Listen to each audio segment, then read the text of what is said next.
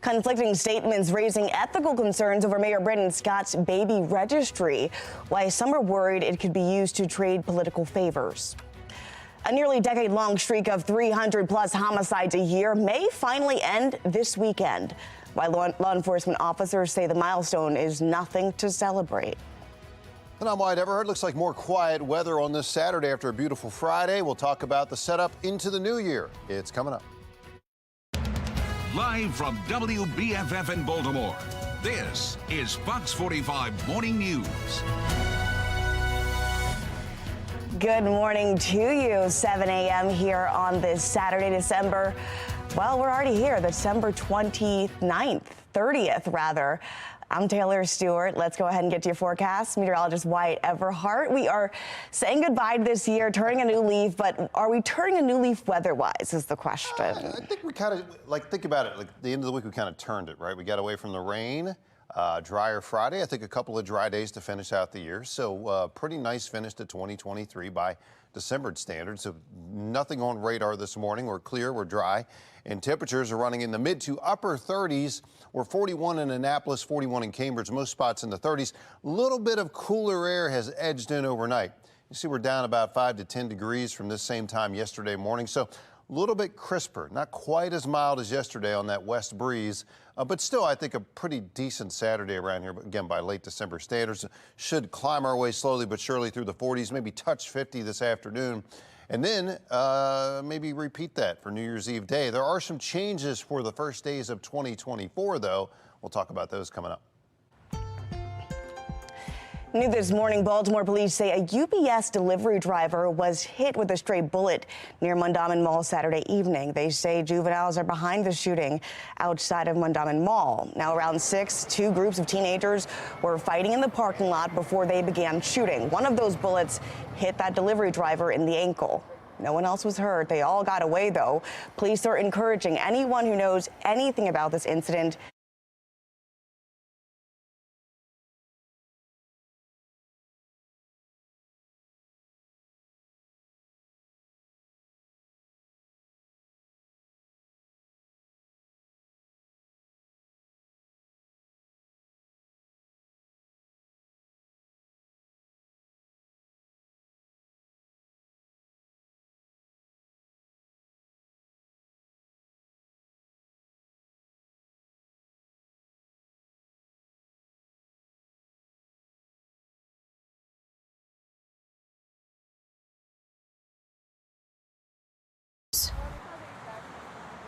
The registry is drawing comparisons to the Mosby Legal Defense Fund.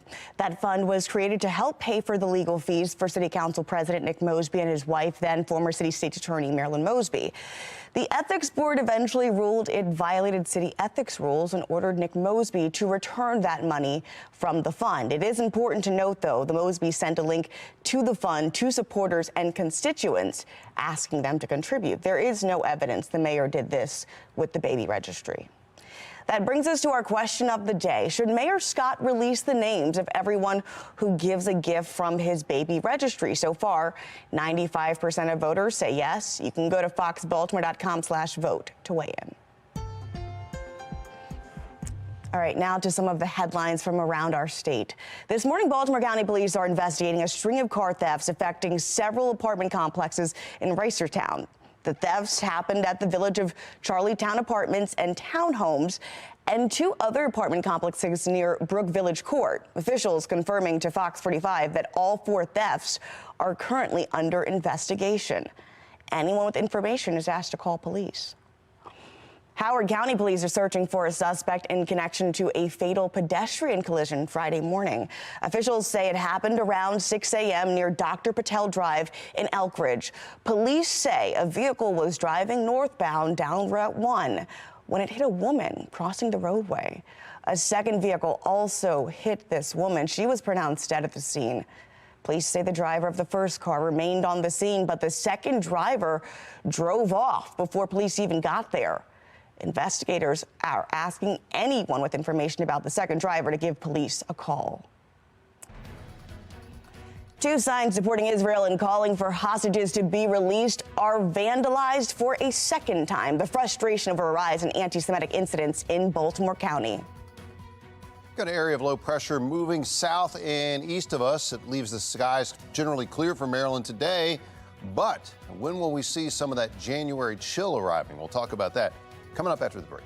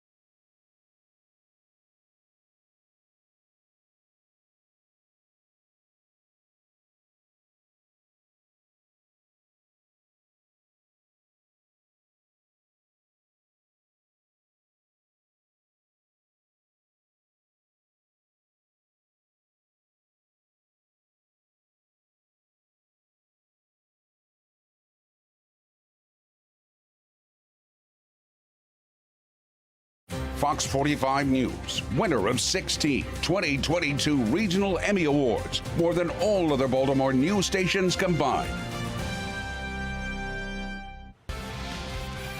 All right, this morning, Birdland is buzzing with anticipation as the big bad birds of Baltimore gear up for a major game tomorrow. If the Ravens beat Miami Dolphins tomorrow at 1 p.m., they could clinch the AFC top seed. So let's see how our Fox 45 viewers are showing off their purple pride ahead of the big matchup. Take a look at this. Adrian sending us this photo of her Alistar celebrating Purple Friday with some rockin' shades. Let's go. And then little Miss Gracie wearing her tutu cute in her Ravens dress. She looks excited to show off her purple pride at school. Thanks for sending these in, Lisa. Now, we want to see how you're celebrating Purple Friday, rather how you celebrated Purple Friday, or if you're heading to M&T Bank Stadium for the game. We want to get in on all that action. Just scan that QR code right there on your screen. It's going to take you to foxbaltimore.com, where you can upload your pictures and your videos. It is all powered by Stackla. Between the big game and New Year's Eve celebrations, there's a lot happening tomorrow in Baltimore City. Meteorologist Wyatt Everhart will let us know if the weather will cooperate with all of our plans. That's ahead in his full Weather Authority forecast. Plus, as the year comes to an end, we're taking a look back at this year's most viral videos. Stick with us here at Fox 45 Morning News. You're watching all local, all weekend, all morning.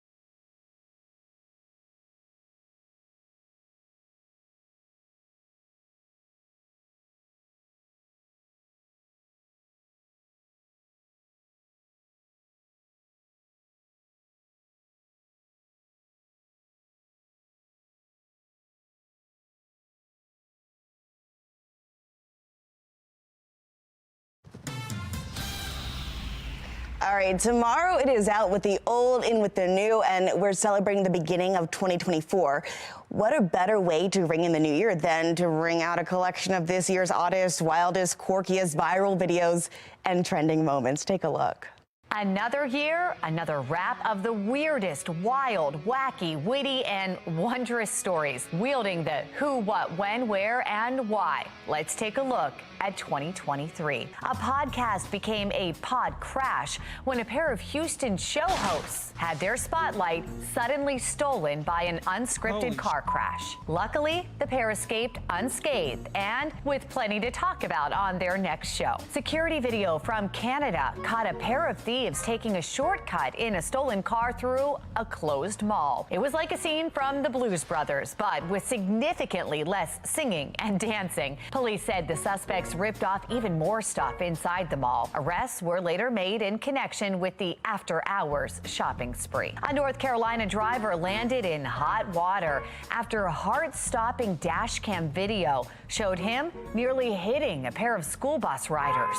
That was the bus's driver, understandably freaking out. Thankfully, the kids were okay, and police arrested the driver, who they said already had a suspended license. Speaking of unfit drivers, Slovakian authorities were dumbfounded, going viral with a now legendary traffic cam still of a dog captured behind the wheel of a speeding car. The driver told police the dog had jumped in his lap against his wishes. Animals out of their element can be intimidating and give you pause. Case in point, viral video from Australia showed a man square up against an absolutely jacked kangaroo. The ripped roo had the man's dog in its clutches, but didn't know this guy was a martial arts expert who wasn't afraid to dole out uppercuts down under. This Australian windsurfer was left with a whale of a tale to tell after he got nailed by a breaching behemoth. The man was pulled underwater by his safety strap, but luckily it snapped, allowing him to resurface stunned, but no worse for wear.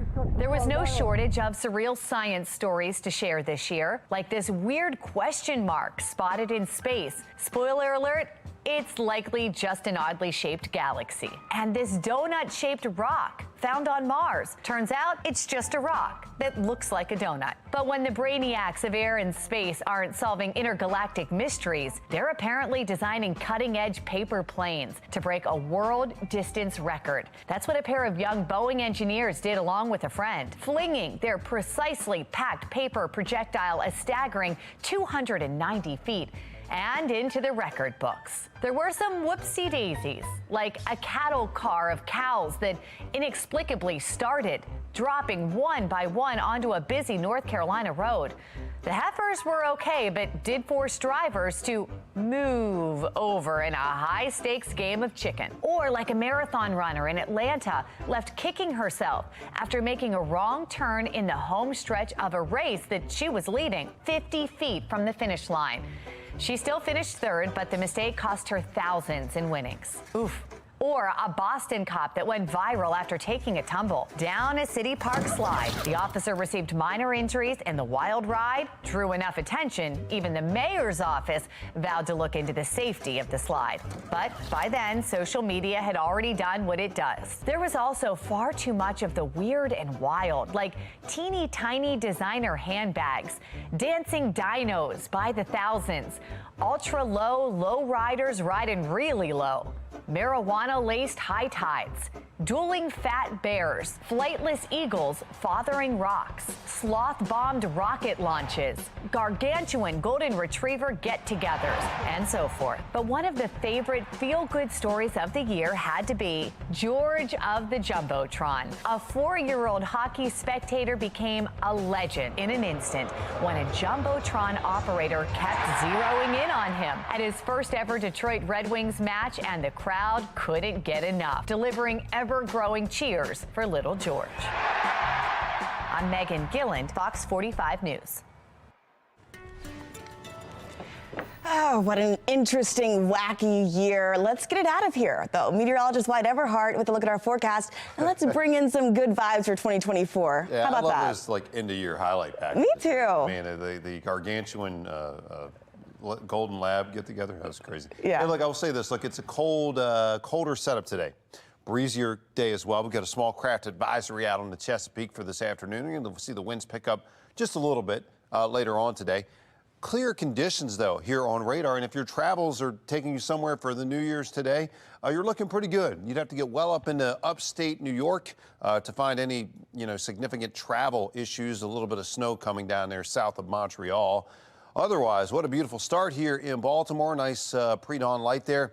39 right now, BWI. So again, a little bit of a colder start versus this same time yesterday morning. Yesterday made it well up into the mid, even upper 50s. I don't think we're going to get there today because these 30s that we're starting out with, we've got colder air filtering in out of the west today. So that's going to hold us down for the most part, mostly in the 40s most of the day. That's the way it looks like through the afternoon here. But still, not bad. Still a little bit, slightly above average for the tail end of December. Not a bad day, just a little more chilled than our Friday was. How about looking ahead? Well, it's a bit cooler this weekend. Ultimately, though, it's a nice dry stretch into the new year and the first days of 2024. And a cold shot rolls in here later on this week. A little bit of a reality check that, yes, it will be early January at that point. Right now, we see a little disturbance sliding south of Maryland. Never really brought any precipitation to the state. Too much dry air at the surface. And now we've got a cold front positioned out in western Maryland. And this is the boundary that, although it's fairly weak, will bring the breeze up a little bit this afternoon, replace that mild air that's kind of been in place for the last 48 hours or so Thursday and the Friday around here. And future scan again, unless you're going well up into northern New England, we're not finding much, if anything, in the terms of weather that would impact your travels. Looks clear for flights into the upper Midwest toward Chicago and Minneapolis as well as points south toward Charlotte. We'll continue to keep the clear stuff around throughout the weekend. Pretty nice finish here to 2023. Should see some sunshine both today and especially, I think, on our New Year's Eve day. Beyond that, into New Year's Day, it also looks relatively clear. Cold air is filtering east, though. You can kind of see the change on the map here. Earlier this week we had a big ridge of warmth all the way up into like the upper Midwest. That's gone now, so winter kind of slowly edging its way back in. And you see it in the temperature trend here as we run through the upper 40s for the next several days.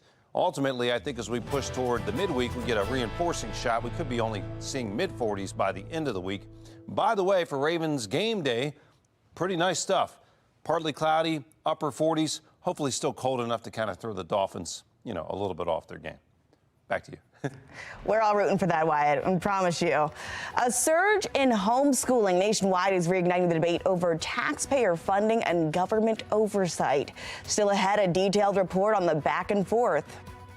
And Charm City turning on the charm ahead of New Year's Eve. After the break, a look at all the celebrations happening right here in Baltimore.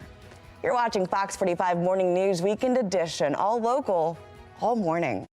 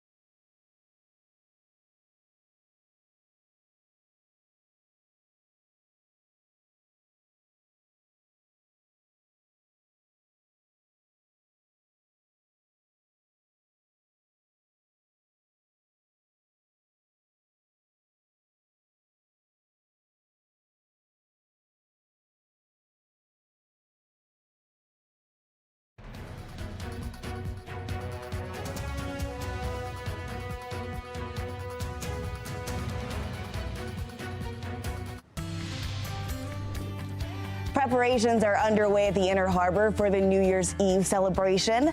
The city is going out with a bang this year with everything from a drone show, fireworks, live music. The celebration starts at 8 with a very special drone display. Between 10 and 11, you can join the fun with performances and live bands, and then keep those good times rolling right into 2024. The midnight fireworks display is set to light up Baltimore's skyline. Yeah, we're really excited. You know, we've had an incredible year of winter on the waterfront, you know, from the ice rink and Christmas Village. And so we're going to close out the year with our partners over at BOPA. We're going to have live performances from a DJ. We're going to have Soul Cannon, Easy Jackson. It's going to be an incredible day.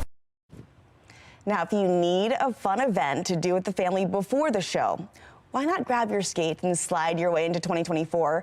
The Inner Harbor Ice Rink is open on Sunday from 10 a.m. to midnight. And then on New Year's Day, it's open from noon to 10 p.m.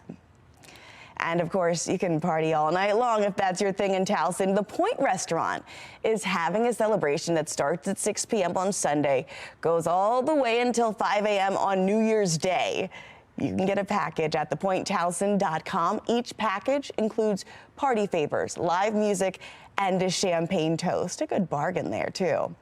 But if you're looking for somewhere to celebrate the new year right here in Maryland, look no further. We've given you plenty of options, but Harford County also has a few. The annual Duck Drop takes place at the Concord Park in Havre de Grace. The event is 24 years in running. It rings in the new year with a dazzling display of fireworks. A giant light-up duck, yes. It is put together by the Susquehanna Company Fire Department, and it'll take place tomorrow from 10:30 to 12:30 a.m. at 700 Concord Street. Remember, if you're planning to celebrate the new year this Sunday, Maryland State Police are increasing patrols throughout state highways. They are urging people, get a designated driver, get someone sober, consider using public transportation or a ride share to get to and from your festivities. State troopers across all 23 police barracks will be conducting saturation patrols in high areas with high DUI likelihoods. A list of those areas is available for you right now at foxbaltimore.com. Still ahead on Fox 45 Morning News, Baltimore City on pace to fall below 300 homicides for the first time in 9 years. We take a closer look at what's attributing to that drop. And can we expect rain while we ring in that new year? Meteorologist Wyatt Everhart will let you know for sure in his full weather authority forecast. You're watching Fox 45 Morning News, all local, all morning.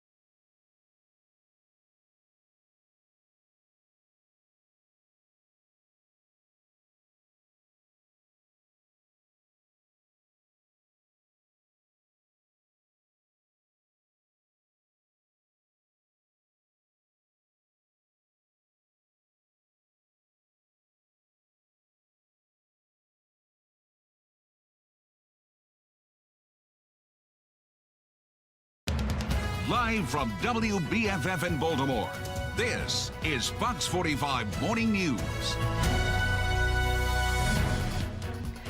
Oh, wow. Just look at that shot right here. Saturday, December 30th. I guess we're just getting out of 2023 with a gorgeous bang.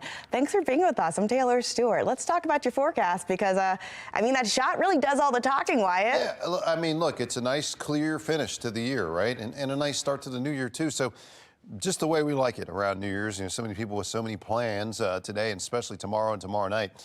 We've got a little bit of cloud cover moving offshore with an area of low pressure. That'll leave us partly sunny for much of the day today. There is a front moving in out of the west, going to kind of hold temperatures down. We're already down about 5 to 10 degrees from this same time yesterday, but still such a nice start. Looking at it one more time out here in Baltimore, just a beautiful sunrise.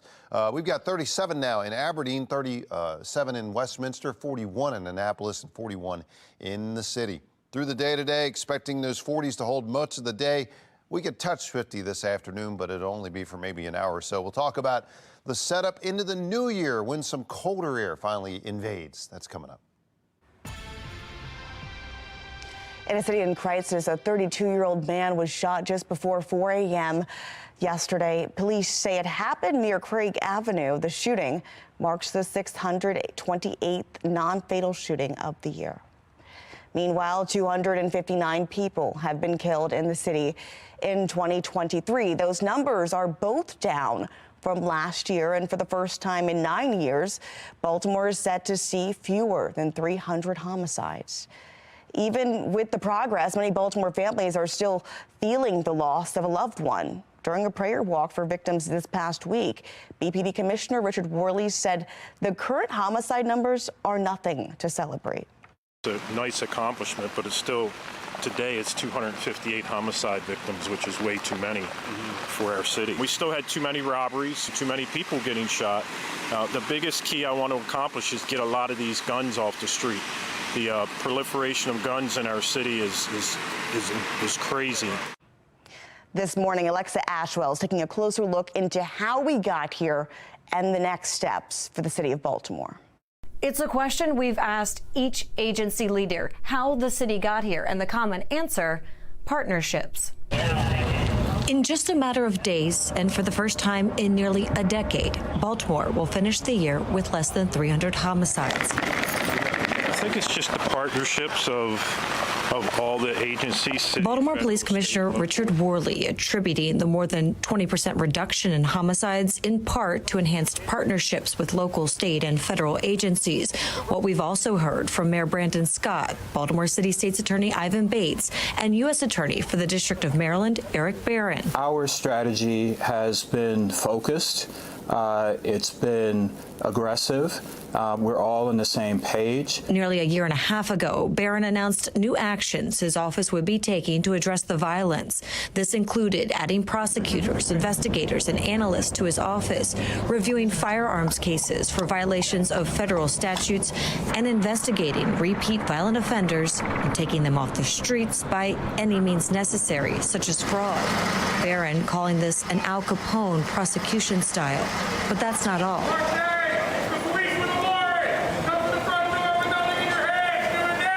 Our operations have ramped up since the new U.S. Attorney came in. We have always done our operations the way that we do our operations, and we've always left it open to the U.S. Attorney to ask for assistance from the Marshal Service to do additional operations. This year, Acting U.S. Marshal Matt Silverman says the agency did just that, more operations to get violent offenders off the streets. We're out on the streets every single day. But all leaders admit there is still much work to be done. The question is it sustainable? We got to, keep working as a team. Like I said, Lamar Jackson doesn't do it alone, right? He has 10 other players on the field with him. Commissioner Worley says he's focused on guns, the easy access he believes helping fuel the violence. We still had too many robberies, and we still have too many homicides and too many people getting shot. The biggest key I want to accomplish is get a lot of these guns off the street. The proliferation of guns in our city is crazy. The commissioner there went on to stress the need for consequence, accountability, and consequence, both key in reducing crime. Alexa Ashwell, Fox 45 News. Now, despite the overall drop in shootings and homicides, violence among youth spiked this year. 94 teens or children have been shot compared to 72 in 2022. But homicides are down. 16 juveniles have been killed this year compared to 20 last year. Residents have also expressed frustration with juveniles committing crime, from shootings to carjackings and robberies.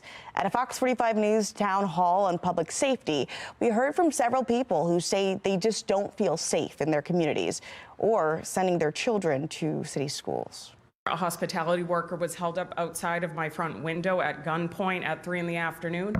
Later on that night, 3 teenagers came back looking for the evidence they discarded, running away from police. I've talked to parents who are afraid to send their kids to school because their classmates are carjacking and carrying guns. Fox 45 News has been following the issues surrounding the Department of Juvenile Services for months. You can find our complete coverage at foxbaltimore.com. Should homeschoolers receive taxpayer funds, and how much oversight should they receive? I'm Janae Bowens with a look at this heated debate. And temperature-wise, you can see the numbers in the upper 30s. The chill just beginning to ramp up, though, for the new year. We'll detail that extended forecast in just a few minutes.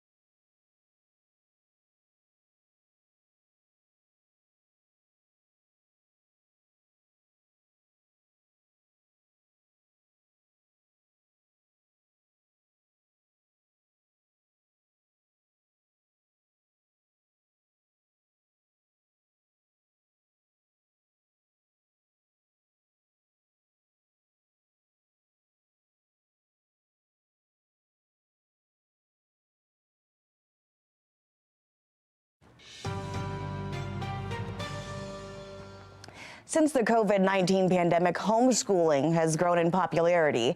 And now there's a debate over whether those families should get taxpayer dollars and be subjected to government oversight. National correspondent Janae Bowens reports. I pulled my youngest out of school when he was going into 3rd grade. Vita Bratton and her husband, PT, were not pleased with the quality of education their 2 sons were getting at their schools.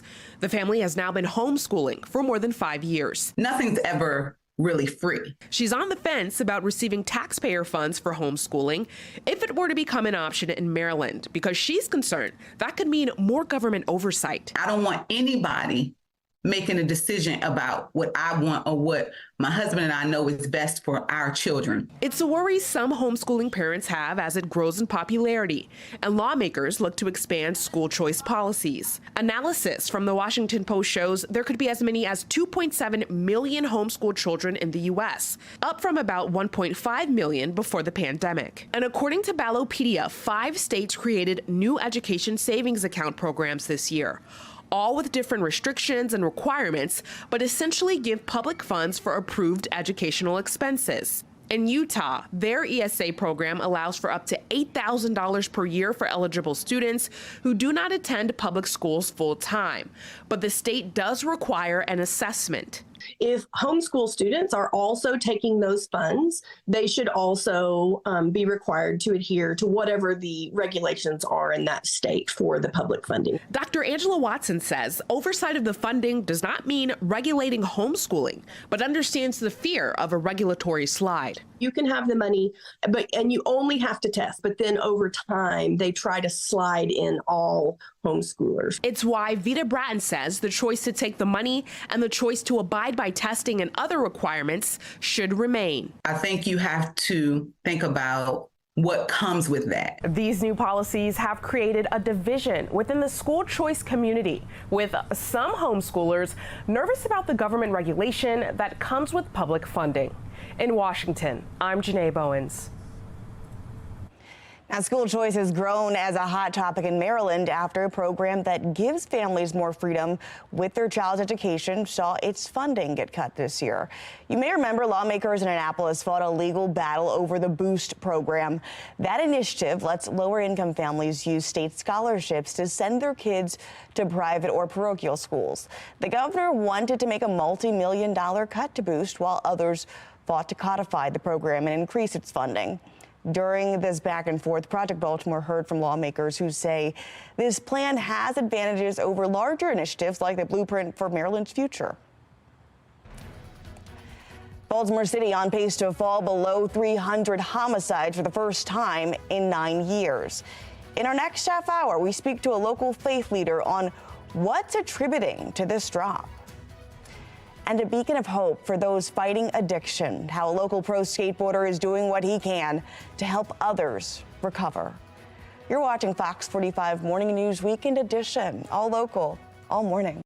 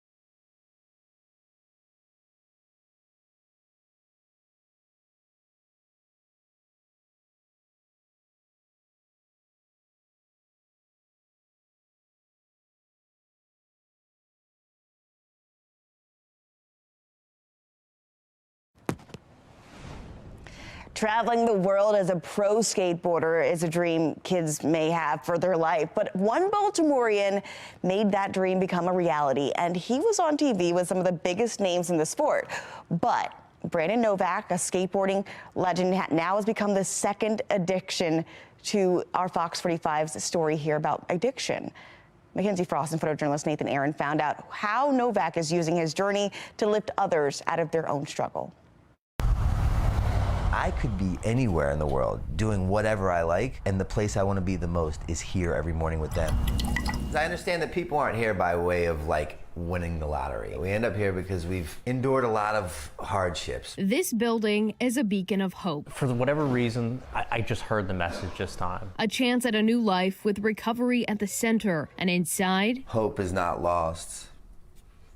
Because I always say, you know, the disease of addiction is not a death sentence. You see how difficult recovery can be, even for someone you've probably seen on TV. This skateboard encapsulates me as a whole. This is, I could just shut up and just point to this, and this is my career.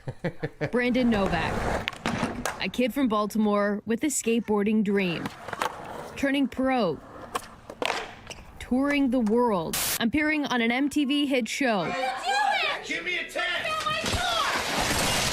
With some of the biggest names in the skateboarding world. I'm Brandon Novak, and this is Belt Sanders Skates.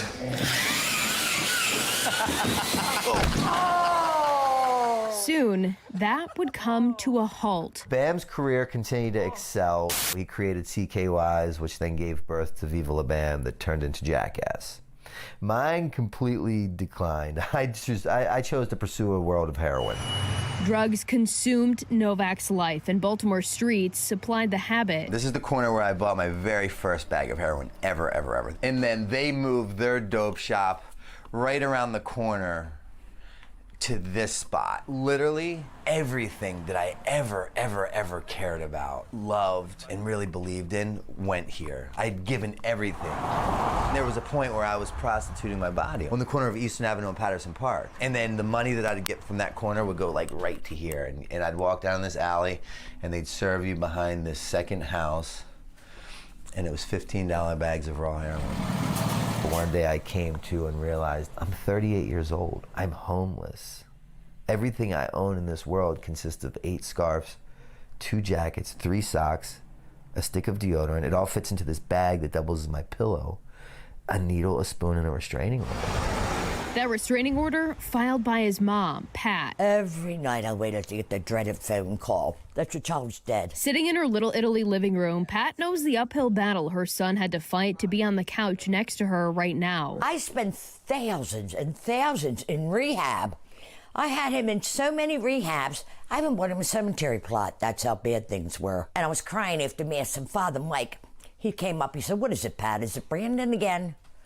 Oh, yeah, it is, Father. He said, I said, "I wish God would cure him or kill me. I can't take anymore."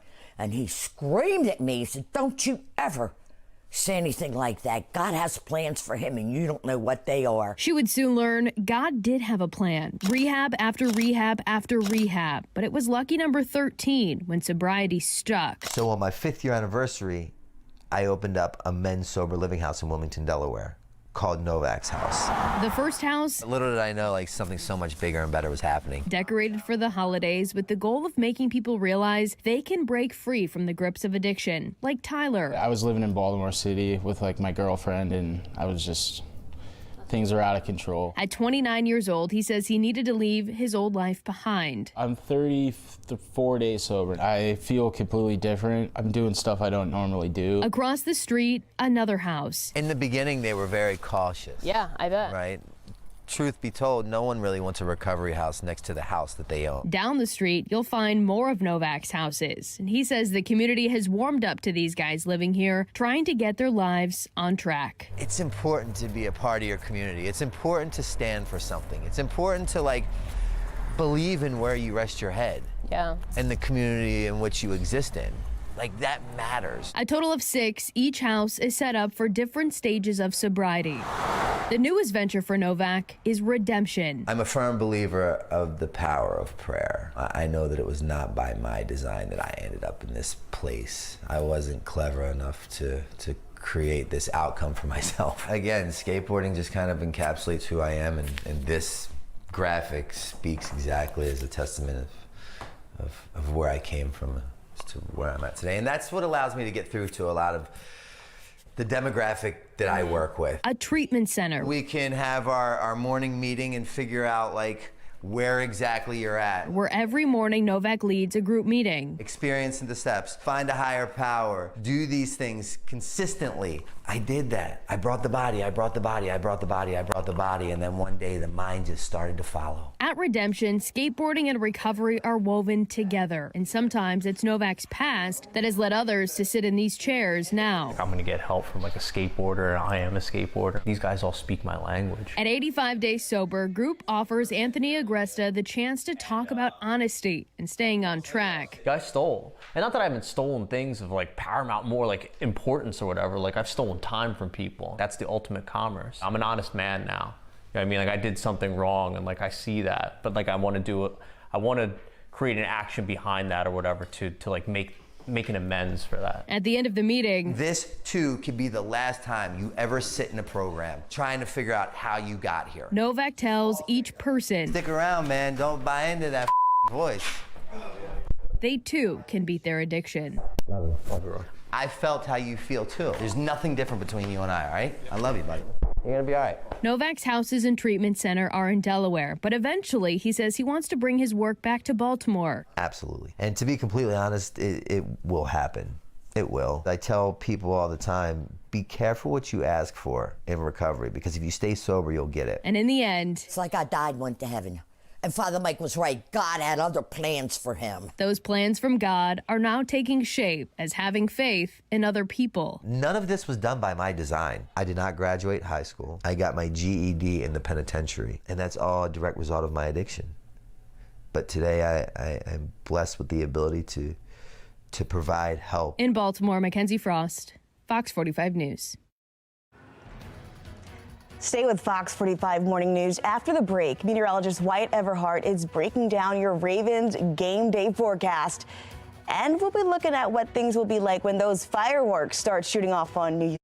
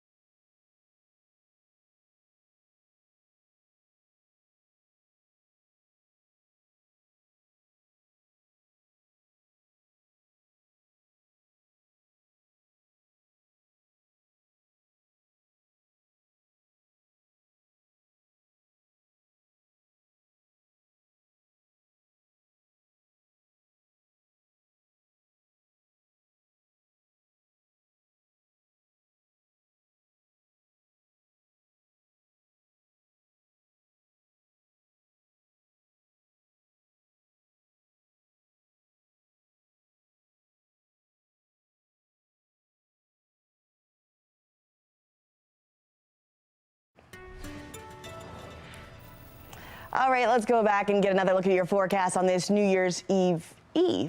Meteorologist Wyatt Everhart with what we're working with. I love that. The eve of New Year's Eve.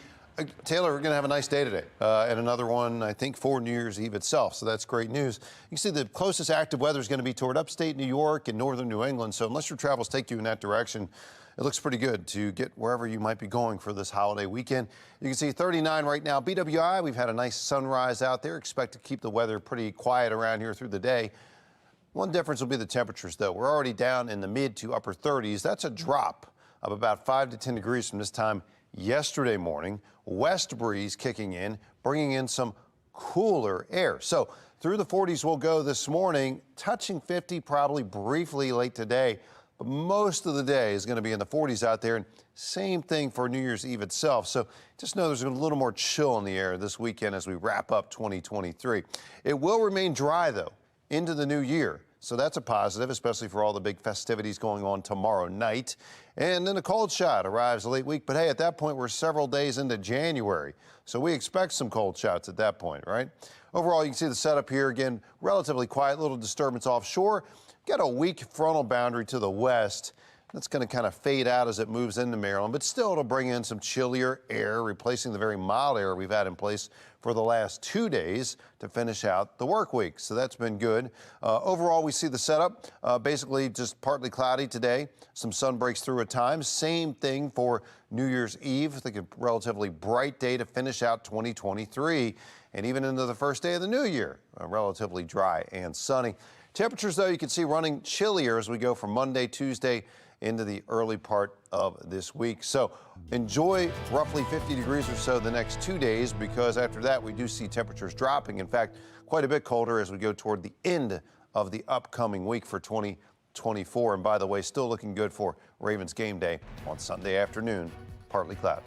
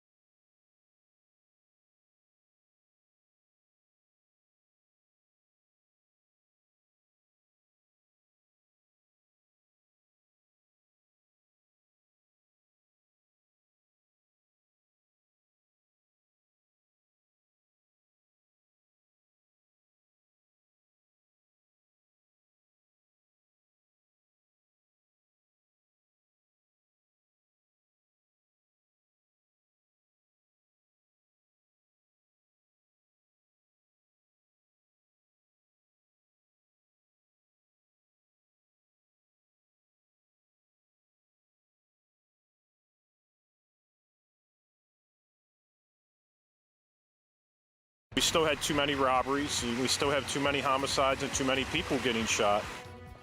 For the first time in nearly a decade, Baltimore could record less than 300 homicides for the year.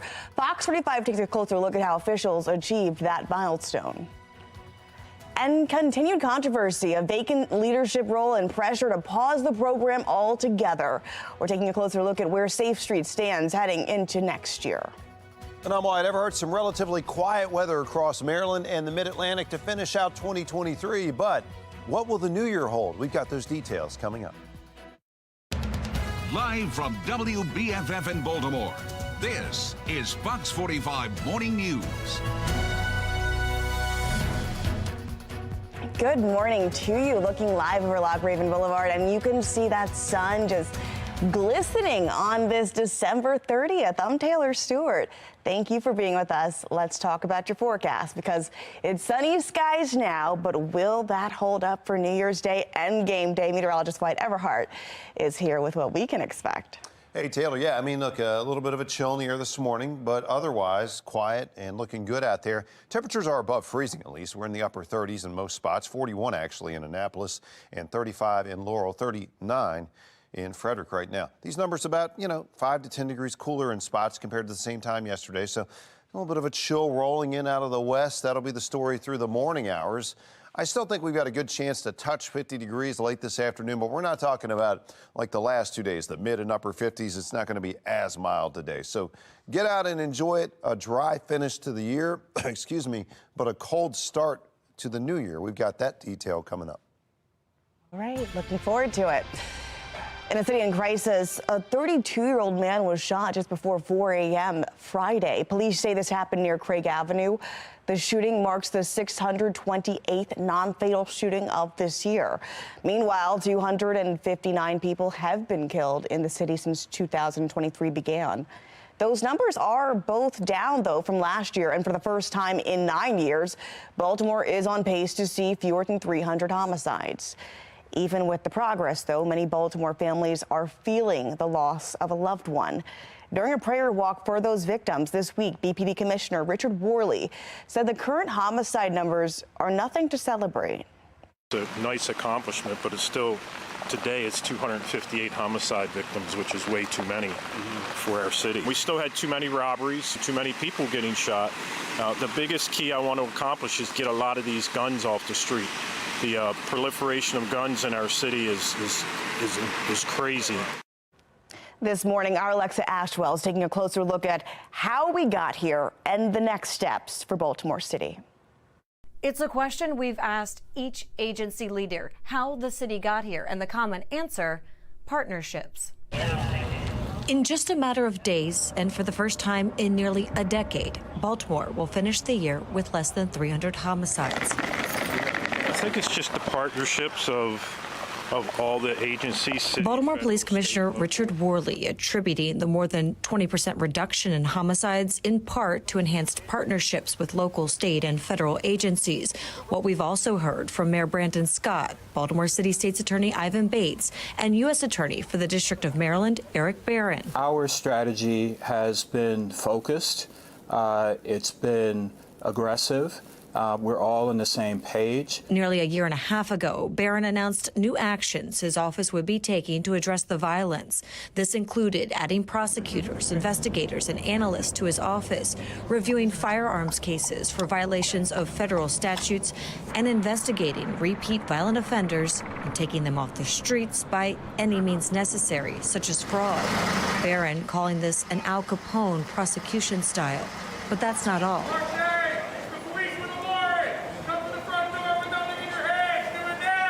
Our operations have ramped up since the new U.S. Attorney came in.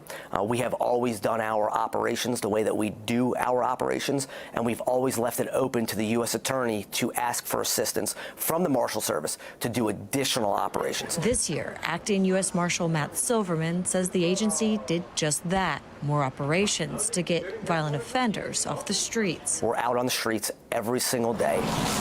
But all leaders admit there is still much work to be done. The question is it sustainable? We got to, keep working as a team. Like I said, Lamar Jackson doesn't do it alone, right? He has 10 other players on the field with him. Commissioner Worley says he's focused on guns, the easy access he believes helping fuel the violence. We still had too many robberies, and we still have too many homicides and too many people getting shot. The biggest key I want to accomplish is get a lot of these guns off the street. The proliferation of guns in our city is crazy. The commissioner there went on to stress the need for consequence, accountability, and consequence, both key in reducing crime. Alexa Ashwell, Fox 45 News. All right, we want to bring in faith leader and community advocate Bishop Angel Nunez, who's joining us live now to discuss how we got here. Good morning to you. Good morning. Thank you for having me. Absolutely. I mean, as someone who's been out on the ground leading several marches and prayer walks, I want to first go back to those comments from Police Commissioner Worley, who made it clear this isn't a milestone worth celebrating, but would you call this momentum? I would call the beginning of momentum. There are many other things that we have to address, and it has been stated already, but it's the beginning. There's so much more to do. Now, according to the Baltimore Police Department, there have been 256 homicides as of date, and compared to this time last year, 320. That's a significant decline when you think about numbers, but these are still people we're talking about. Talk about what you think maybe attributes to the drops we're seeing. Well, I personally think, I know the mayor has done his due diligence and has tried, but I also see that Bates has done a phenomenal job. We cannot ignore that once he came into office, he decided and set the record straight, and criminals pay attention to that. You know, you're going to get prosecuted, you're going to go to jail, we're not playing with you. So I think Bates has played a key role in all of this.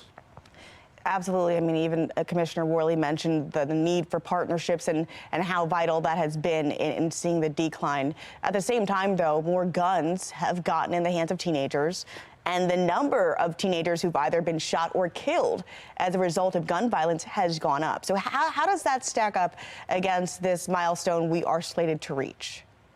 Well, it puts you with a black eye. You know, you've done all of this thing, and then yet our youth are involved in so much violence with so many guns. I think last night a couple of people got shot. They're in critical condition in the hospital.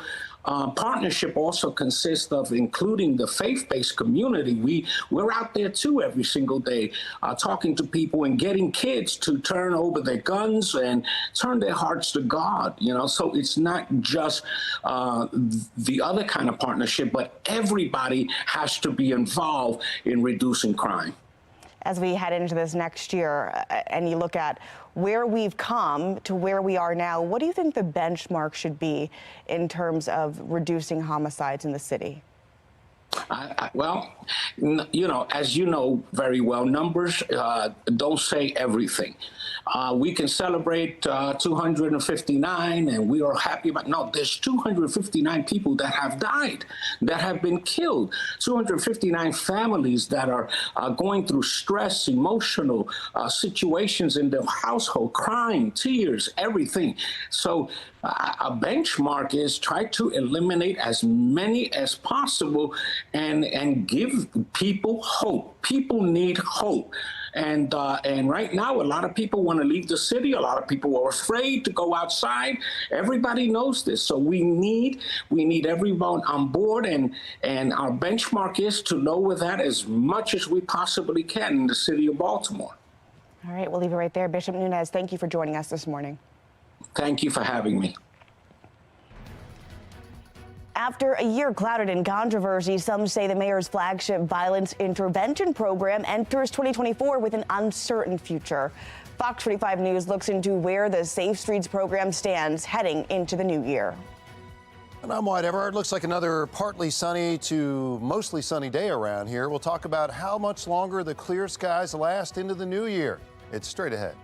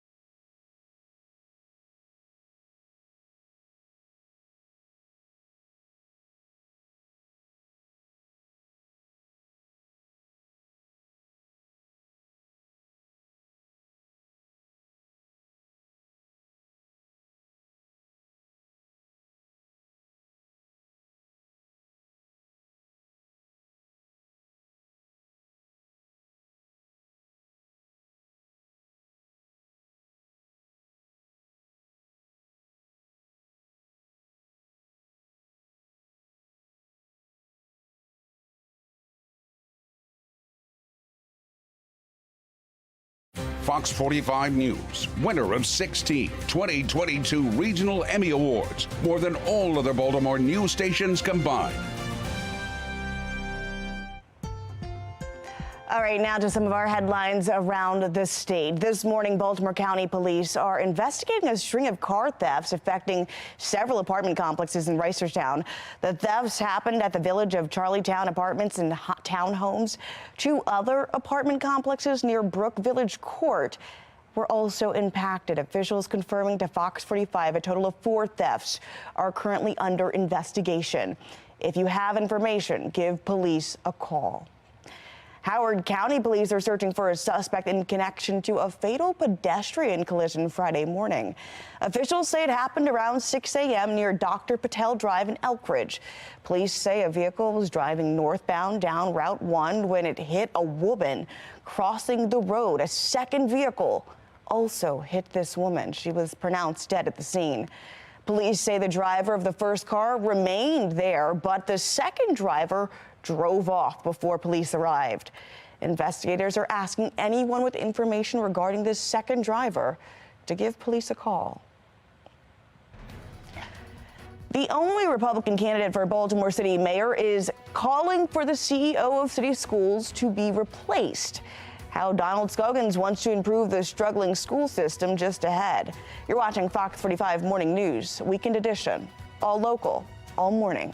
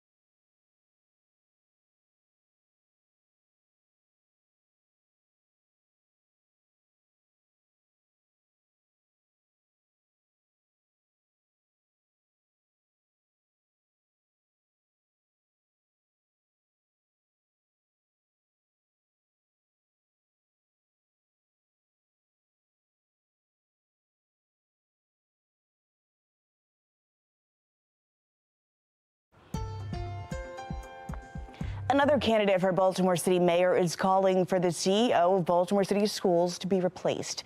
Donald Scoggins, the lone Republican in this race, sat down with Project Baltimore's Chris Pabst to discuss his plans to improve public education if he was elected. Take a look. Donald Scoggins has accomplished a lot in his life. Vietnam War veteran, real estate broker, urban planner. But now he's trying to accomplish something in Baltimore that hasn't happened in 60 years.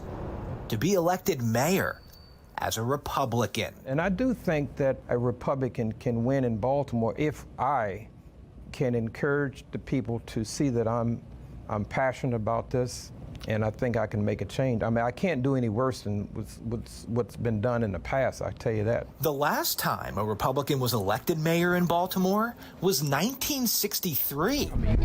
Scoggins was 18, studying architecture at Hampton University in Virginia, where he learned the value of a quality education, something he says too many students in Baltimore City are simply not receiving. All I see is a whole bunch of money being wasted. The taxpayers are not getting their money's worth.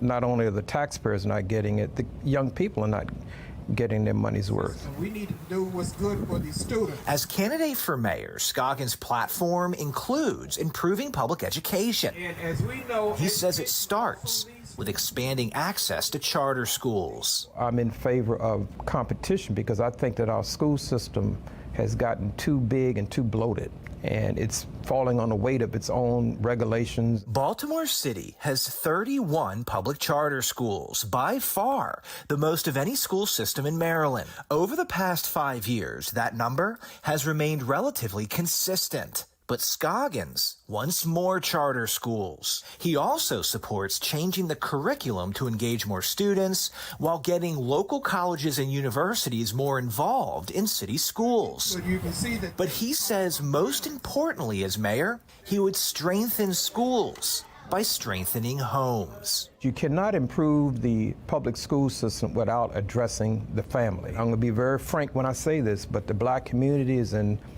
very perilous condition. This 78-year-old married father of two and soon-to-be grandfather wants to see Baltimore prioritize the creation of programs that help families stay together, not break them apart, which he says happened in the past. Since the 60s, we've incentivized the breakup of the family, so we need to incentivize the uniting of the families. We need to do that. We need to incentivize in some way. And I don't see how we're going to get out of this if we do not address the family. Scoggins is one of 10 candidates running for mayor and the only Republican.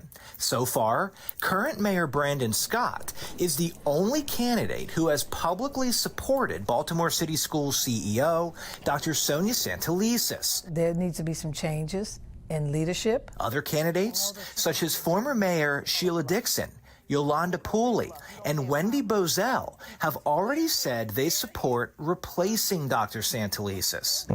Scoggins is now the latest candidate to join that group. What is your position on Dr. Santelises? I feel the same way the others do. I think she needs to find another source of employment because I don't see where she's that much of an advocate of the schools, of the children. I'm Chris Pabst, and this is Project Baltimore. All right, let's go ahead and get another look at your forecast. Meteorologist Wyatt Everhart with what we're looking at right about now. Yeah, Taylor, you look, I mean, a nice clear start to this New Year's Eve, right, as we've been calling it. So I think we're going to keep some decent weather around through the end of 2023. Only weather woe today would be just a bit of a small craft advisory concern for boaters today out on the Chesapeake. This afternoon, primarily, the winds are going to come up just a little bit, so a little breezier out there late day. You can see right now travel weather is looking good wherever your New Year's Eve holiday weekend plans take you travel-wise, from Boston all the way back south into Charlotte. We look good. Closest active weather is going to be well north of Boston, actually up toward northern New England with a little bit of snow in that direction. 39 right now at BWI. Winds are southwest at 7. Visibility 10 miles. Mid to upper 30s this morning. A little chilly, but above freezing and pretty seasonable for the tail end of December. We see that west wind picking up just a little bit today, and that's going to bring in some chillier air. So today we will not be in the mid and upper 50s as we were the last 2 days. That was so unseasonably mild. Today I think mainly in the 40s, but still some sunshine mixing in and a pretty nice New Year's Eve. Overall headlines are going to be basically just dry into the new year after a somewhat colder weekend. Some more significant cold shot coming in late this week as we go toward the first couple of days of the new year. You can see right now we've got really just a pretty quiet satellite radar picture. Disturbance here offshore, that will continue to be a non-factor for us weather-wise as it moves further away. But the milder air that we've been enjoying the last few days, that's going to be replaced by some chillier air coming in, weak frontal boundary. And again, that frontal boundary, even though it's kind of washing out right now, will bring in just a little breezier weather this afternoon. You can see future scans showing basically a mix of sun and clouds today, quiet tonight, and then into our Sunday, New Year's Eve day for a Ravens game day kickoff. Lots of sunshine around. Temperatures in the upper 40s. Even into the first day of the new year, there'll be a little bit of weather up toward Ohio, but nothing here locally, looking pretty dry, pretty quiet. I will say this, the very mild pattern we've had across the country's midsection and the East Coast, that's starting to break down. We're starting to see colder air work its way further south. It's reflected here in the temperature trend as we run only in the upper 40s the next several days, and then we get an even colder shot Thursday into Friday here on the extended forecast. But overall, not a bad way at all to finish out 2023 and to bring in the new year on Monday. Questions this morning surrounding Mayor Scott's public baby registry, why some say it could be used for political favors. And after the break, one man turning in Baltimore streets into a sanctuary, one block at a time. His mission to run down every street in Baltimore and the story he's sharing along the way. You're watching Fox 45 Morning News Weekend Edition, all local, all morning.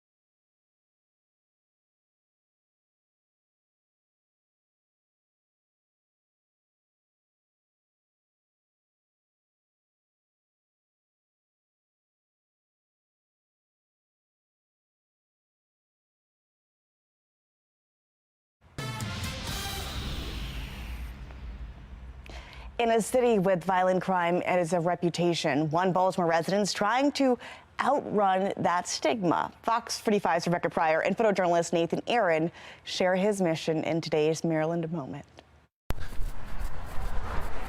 I hope we get a good morning. Practically prancing through the mean streets of West Baltimore. It's a great way to start the day. Is just about the nicest man you'll ever meet.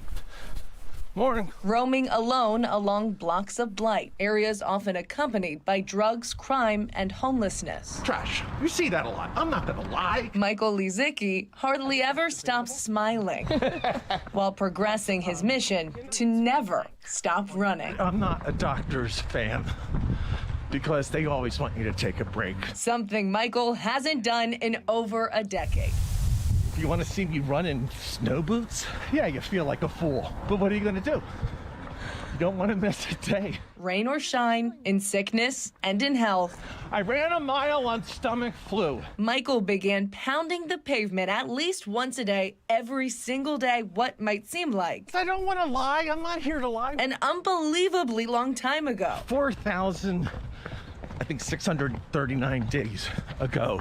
That was Wilmer Court, by the way, that we just went down. And by the way, that's 13 years. I have not missed a day. And counting. Before that, the closest Michael ever came to cardio was heavy breathing into his oboe.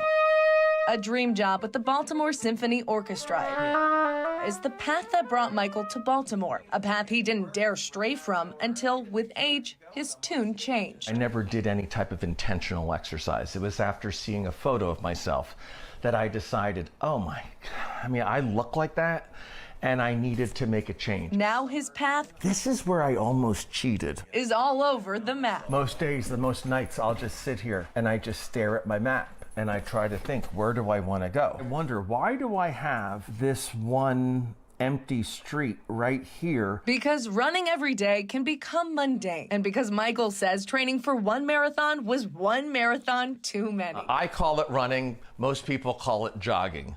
I'm not fast. Michael recently set a new goal to have his feet hit every city street. Is this scientific? No. Again, it sounds unbelievable. I still feel defensive about what I'm doing. Really?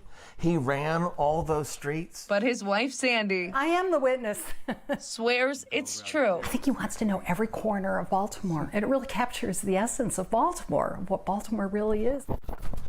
There's a place for everybody in this city. And we're not just talking Charles Street, Bel Air Road, all that stuff. Just like in any major metropolitan city, parts of Baltimore are far from perfect. I'm sure a lot of the residents here have their struggles. But it's on the roads less traveled. Look at this row of houses coming up. Little moments. This is the kind of thing, this is the absolute thing that keeps me going. Whether it's a row of rainbow homes. There's pride there. There's care. Look, they're painted. A hidden piece of history. Look at the cool pagoda. And it snowed. Did I know about this? Do people in Baltimore drive by this how many times and don't know it's here? Here's the Perkins Square gazebo. I didn't know anything about this. Or even just... Even for a nicety to say good morning. What a wonderful greeting. And you know what? That sounds so small. That sounds absolutely small, but it's not in the big picture. Little moments can make a monumental impact. I was becoming very jaded, living in Baltimore for like 20 years, and seeing the challenges and just kind of getting frustrated. I feel almost welcomed. I am accepted as this bigger, older runner going through a neighborhood, and people just seem to be on my side. I want to believe that we're all on each other's side if we could just kind of stay on the same page. Or be willing to explore different paths. It's at times I don't know how to explain it. It's just really been an incredible experience. Rebecca Pryor. See, I'm the world's greatest athlete. Fox 45 News. That's why I'm here. Have a good day. I love that story. Birdland is buzzing with anticipation this morning as the Ravens gear up to take down the Dolphins right here at M&T Bank Stadium. We're taking a look at how you're showing off your purple pride ahead of the big game just ahead. But can we expect the weather to cooperate?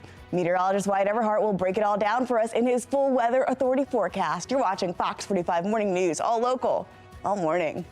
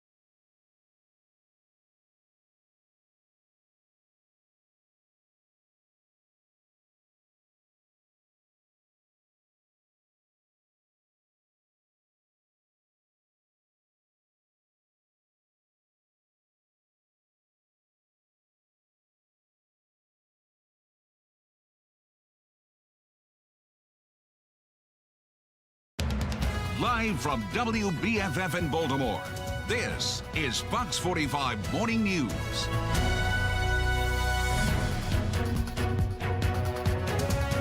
Good morning to you. 8:31 is your time. Looking live over M&T Bank Stadium ahead of that big game. Let's go ahead and get to your forecast. It is Saturday, December 30th. I'm Taylor Stewart. Let's talk to meteorologist Wyatt Everhart, because I think the big question for me and a lot of folks is, will the weather cooperate with us tomorrow? Well, Taylor, I think right now we're looking pretty good, not just for today, New Year's Eve, but also New Year's Eve itself, and right into actually New Year's Day. We are on a hot streak in terms of quiet, dry weather, good travel weather. Just a few clouds edging in out of the west today, disturbance offshore moving away. So, you know, overall, this is what we call all quiet on the western front, right? And you can see basically we're talking 5 to 10 degrees cooler than this time yesterday. So, yeah, you know, a little chillier day versus our Friday, but not bad still by tail end of December standards. A little bit of cloud cover out there. Beautiful shot this morning. 41 now in the city. We've got 39 in Aberdeen, 37 in Westminster, the cold spot on the board there. Today, I think we'll trend into the upper 40s, but we'll also get a little breezier this afternoon, so something to factor in if you're going to be outside for an extended period. Make sure you've got a nice wind-breaking shell-type jacket on. We'll talk about how things set up into the new year, some colder air on the march when that arrives. Coming up.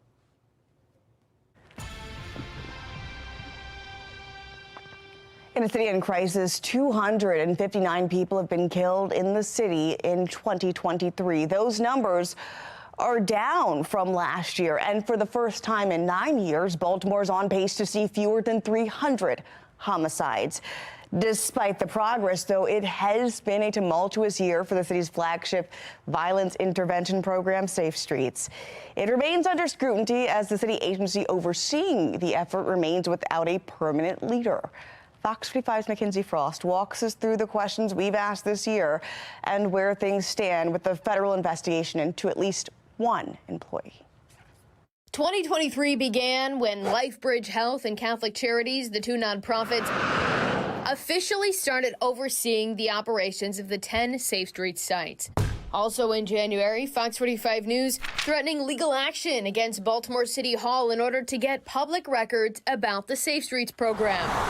With the 10 sites, Safe Streets is a cornerstone of Mayor Brandon Scott's crime-fighting strategy. He had shared with me probably about a couple weeks before he was murdered Then, that he was looking to be hired by Safe Street.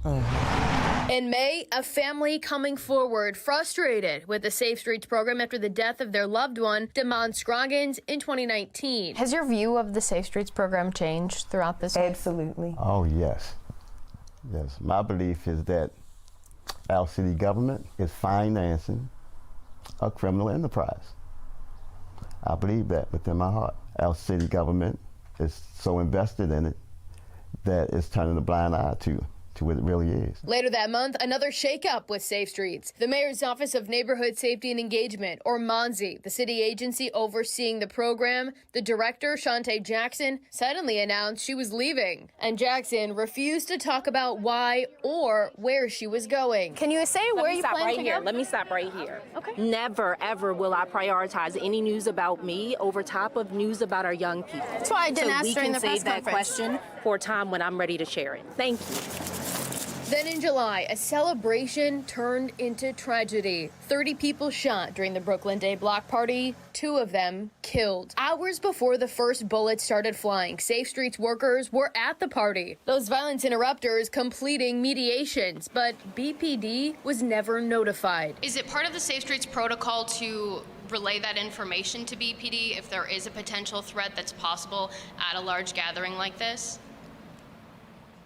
I don't know that Safe Streets would relay that. I would say there is some level of communication about any incidents that are outside of their purview. This afternoon, the committee will have a hearing. And during oversight hearing, City Council took issue with that as well. Later, we pressed the mayor on when policy changes might come. When can we expect a potential change to that policy? You can expect, as we do this entire review, top to bottom from every agency, All of those policy changes will be a part of that. So once we complete that, which is going to be very expansive and exhaustive, we'll get back to everyone about that public. No timeline? We are not going to give you a timeline on something this important. Fast forward to October, calls intensify for an audit of Monzi and Safe Streets. I'm quite concerned that we don't know how money is being spent. We don't know where the money is going. Just a few weeks later, the FBI executing a search warrant at the Bel Air Edison Safe Streets site in the early morning hours of October 26th, along with the homes of 2 employees. The FBI not saying much about the probe, but sources close to it tell Fox 45 News the investigation could be connected to possible Black Guerrilla Family or BGF gang affiliation. Since then, the door locked at the site along Bel Air Road and activity paused. Have a good day. Fox 45 News later learning the site supervisor, David Caldwell, on unpaid leave after he was charged with having ammunition in his home illegally. Caldwell slated to face trial on January 3rd. Another employee at the time, Lamont Crooks, had items removed from his home by law enforcement. That material later returned to LifeBridge Health. Crooks no longer works for Safe Streets, but we uncovered Crooks's criminal past, including being involved in a 2010 federal investigation where agents named Crooks as the heroin source for the BGF. That history leading to questions about how employees are vetted. So does gang affiliation factor into that screening process? There's a screening process with law enforcement that considers whether someone should be hired or not. Mayor Brandon Scott and LifeBridge Health pointing to living classrooms. Since they were the nonprofit managing the Safe Street site at the time Crooks was hired. The Bel Air Edison site remains inactive. LifeBridge Health says it's not clear when it will reopen. Mayor Scott's biggest challenger in the upcoming mayoral election, former Mayor Sheila Dixon. Dixon first brought Safe Streets to Baltimore, but now I think Safe Streets needs to be investigated. Meanwhile, the Safe Streets program remains operational. Monzi still doesn't have a permanent leader, and the federal investigation remains open. In Baltimore, Mackenzie Frost, Fox 45 News.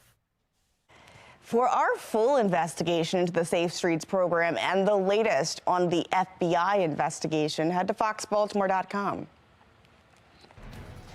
2 signs supporting Israel and calling for hostages to be released vandalized for a second time. The frustration over a rise in anti-Semitic incidents in Baltimore County. I'm Wyatt Everhart. The chill in the air this morning with widespread 30s on the Maryland map. We'll talk about when we could see some colder numbers show up in January. That's straight ahead.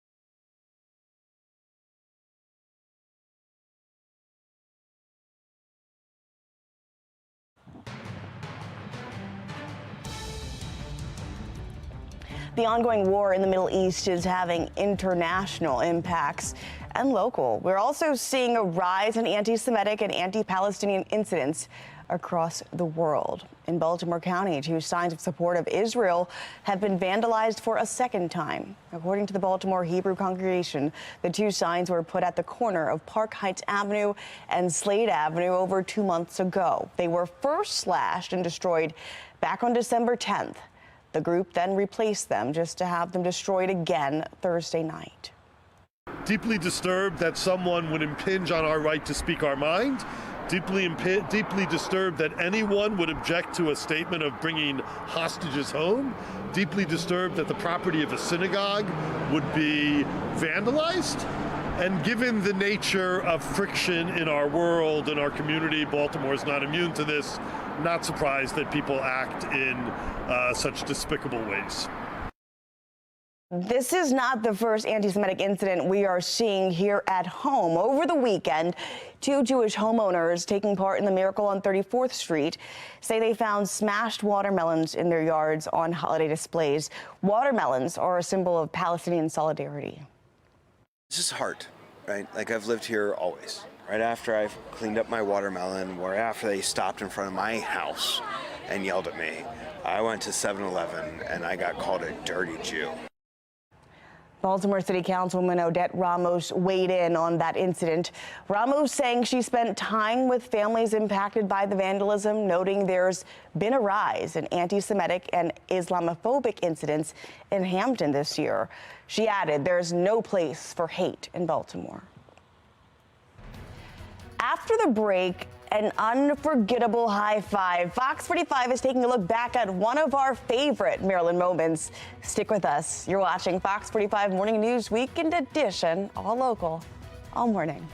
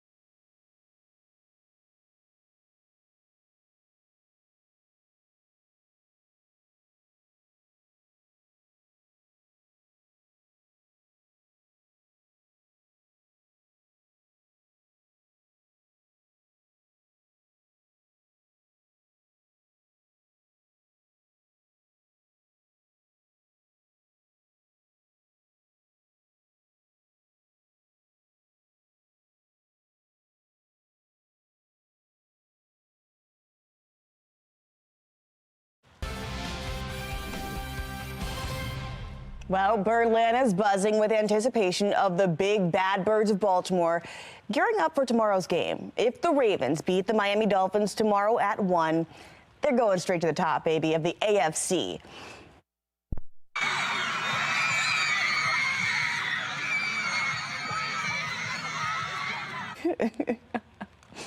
That clip of a fan getting a high five from Lamar Jackson went viral back in August. And as we end the year, we're taking a look back at some of our favorite Maryland moments. In this story, our Keith Daniels got to speak with a young man who says he'll never forget that high five. We caught up with him in front of his home in Woodlawn. 8-year-old Mason Young practicing before practice. Wow! yeah. with his Little League football team today, the Pikesville Wildcats. Mason knows the game, playing since he was 5 years old. So why do you like football so much? Well, it's a physical sport, and you get to have more fun and hurt people. Like hurt people? For fun, but the better thing of football is about having fun. Once inside his home, his story. Mason with a memory that he may never forget. I put my hand out, then I touch his hand. That's my first time touching any football player's hand. I didn't know what to do. I just don't know how to react. It's this reaction, captured on video Monday at the Baltimore Ravens training camp. The video gone viral with nearly 4 million views. Quarterback Lamar Jackson running out down the rope line, children's hands stretched out, including Mason's. His reaction to Jackson's high five, priceless. You were doing this. Why? That was the happiest moment I ever saw. What's so special about Lamar Jackson? Well, he's a superstar. His speed, his throwing, his accuracy, and his smartness. His what? He's smart. When nobody's open, he can just run across the field and just throw it straight to them. Make no mistake, Mason is a Ravens fan, part of the flock. You know that when you walk into his room. I have a plate, 2 flags, we got a football, a bucket, and 2 covers, a water bottle. That's all of the Ravens stuff I have in this room. A young fan, a young football player named Mason. Look at this. I know it's like the same thing as this one, but this one is way bigger and way taller. Touched by another named Lamar. And this one, we had this for a long time. A moment in time seen by millions, but really only matters to just one. Yeah, he is special. Why wouldn't he be special? Keith Daniels, Fox 45 News. All right, lovely story there. Let's go ahead and get over to meteorologist Wyatt Everhart with a look at our forecast. Clear skies today. Yeah, absolutely, Taylor. I mean, we're off to a great weekend here for New Year's Eve, New Year's Day tomorrow. Talking about the Ravens, looks good for the game tomorrow, just crisp. Right now, we've got a little bit of active weather in upstate New York, but unless your travels take you well north, you've got clear travel weather for your holiday weekend kickoff here this Saturday. Small craft advisory this afternoon out on Chesapeake. That's our one weather well. Winds are going to pick up a little bit later on today. Here's the setup right now. BWI 39 degrees, southwest winds at 7, and again, they'll be picking up just a little bit more out of the west later today. Widespread 30s on the map. These numbers are about 5 to 8 degrees colder than this same time yesterday, so an indication that some slightly colder air has already arrived in here for the weekend. Right now, west winds, in that 7 to 14 mile per hour range, and maybe gusting closer to 20 this afternoon. Overall, the numbers are going to run in the 40s today for temperatures. We might briefly touch 50 late this afternoon, but overall, I think a pretty nice day in terms of just staying dry with some sun mixing in. Looking ahead, after a somewhat cooler weekend, we'll talk about a dry start to the new year, and ultimately a cold shot arrives as we go into the latter part of this week and the first days of 2024.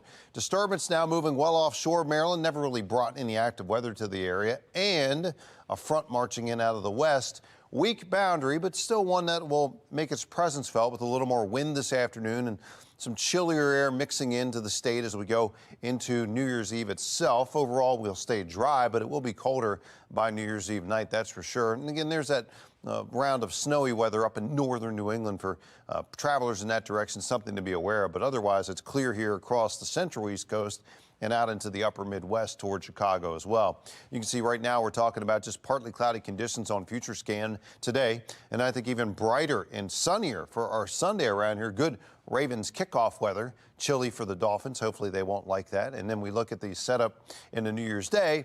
Partly cloudy conditions, not bad. I will say this, on the big picture, we've had that mild ridge that was all the way up in Chicago earlier this week and all over the East Coast. The milder air is retreating now. Colder air is steadily beginning to mix in, and we'll see that cold air build as we go into the first days of 2024. Lots of 40s on the projection here over the next several days. but overall not bad. We stayed dry through most of the next several days into the new year, and the next chance for rain not until Thursday. Colder by the first weekend of 2024. All right, sounds good. Well, Baltimore knows how to party, so get ready to get charmed by Charm City. After the break, New Year's events happening in our region, right in our backyard. We'll break them down for you just ahead.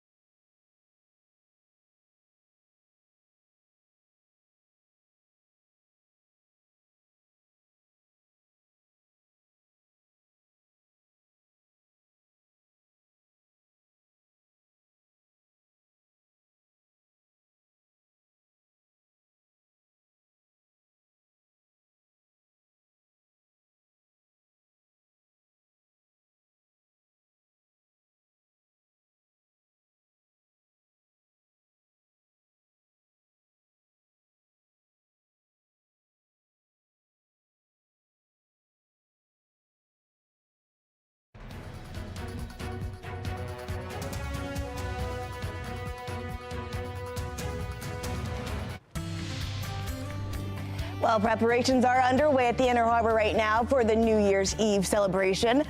The city is going out with a bang this year with everything from a drone show to fireworks and, of course, the live music. The celebration starts at 8 p.m. with a very special drone display. Then between 10 and 11, you can join in on the fun with the performances, live bands, and then keep the good times rolling right into 2024. With the midnight fireworks display set to light up the Baltimore skyline.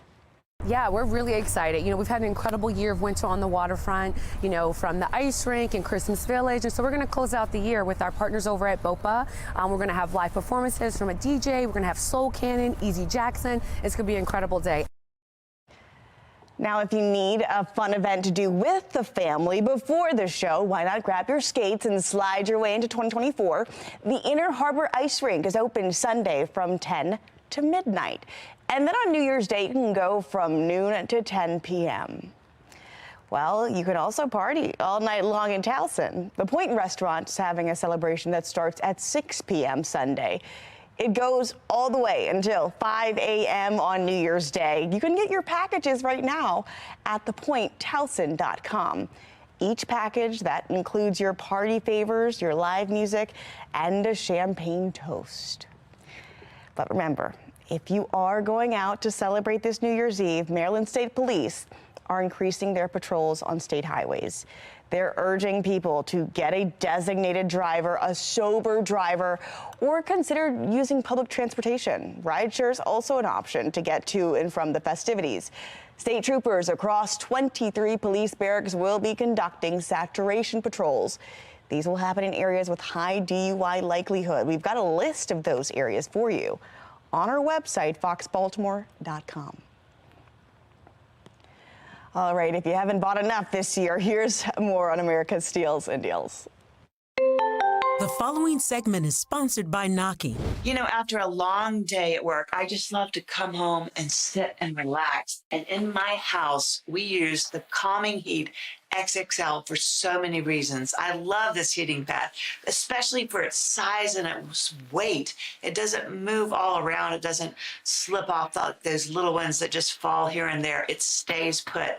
And it has 12 settings, 27 combinations of heat and massage. So you can really find what works best for you. And I love that you can even, this is me, fall asleep with it on because it has a 2-hour cutoff. So you don't have to worry about turning it off once you've dozed off. You can just fall asleep and feel comfortable. And it has massaging vibrations and heat absorbing that really helps evenly distribute the heat. And I like to use it sometimes on my neck and shoulders after a long, hard day. And my daughters love it. We bring this out during those monthly cramps, you know those. And it's also great to keep you and stay cozy as it gets colder. I just love to watch TV with this. And it's a great gift because everyone can benefit from it. And right now, we're offering 30% off on the Calming Heat XXL. Head to asadeals.com for this exclusive offer, and it goes fast, so get it.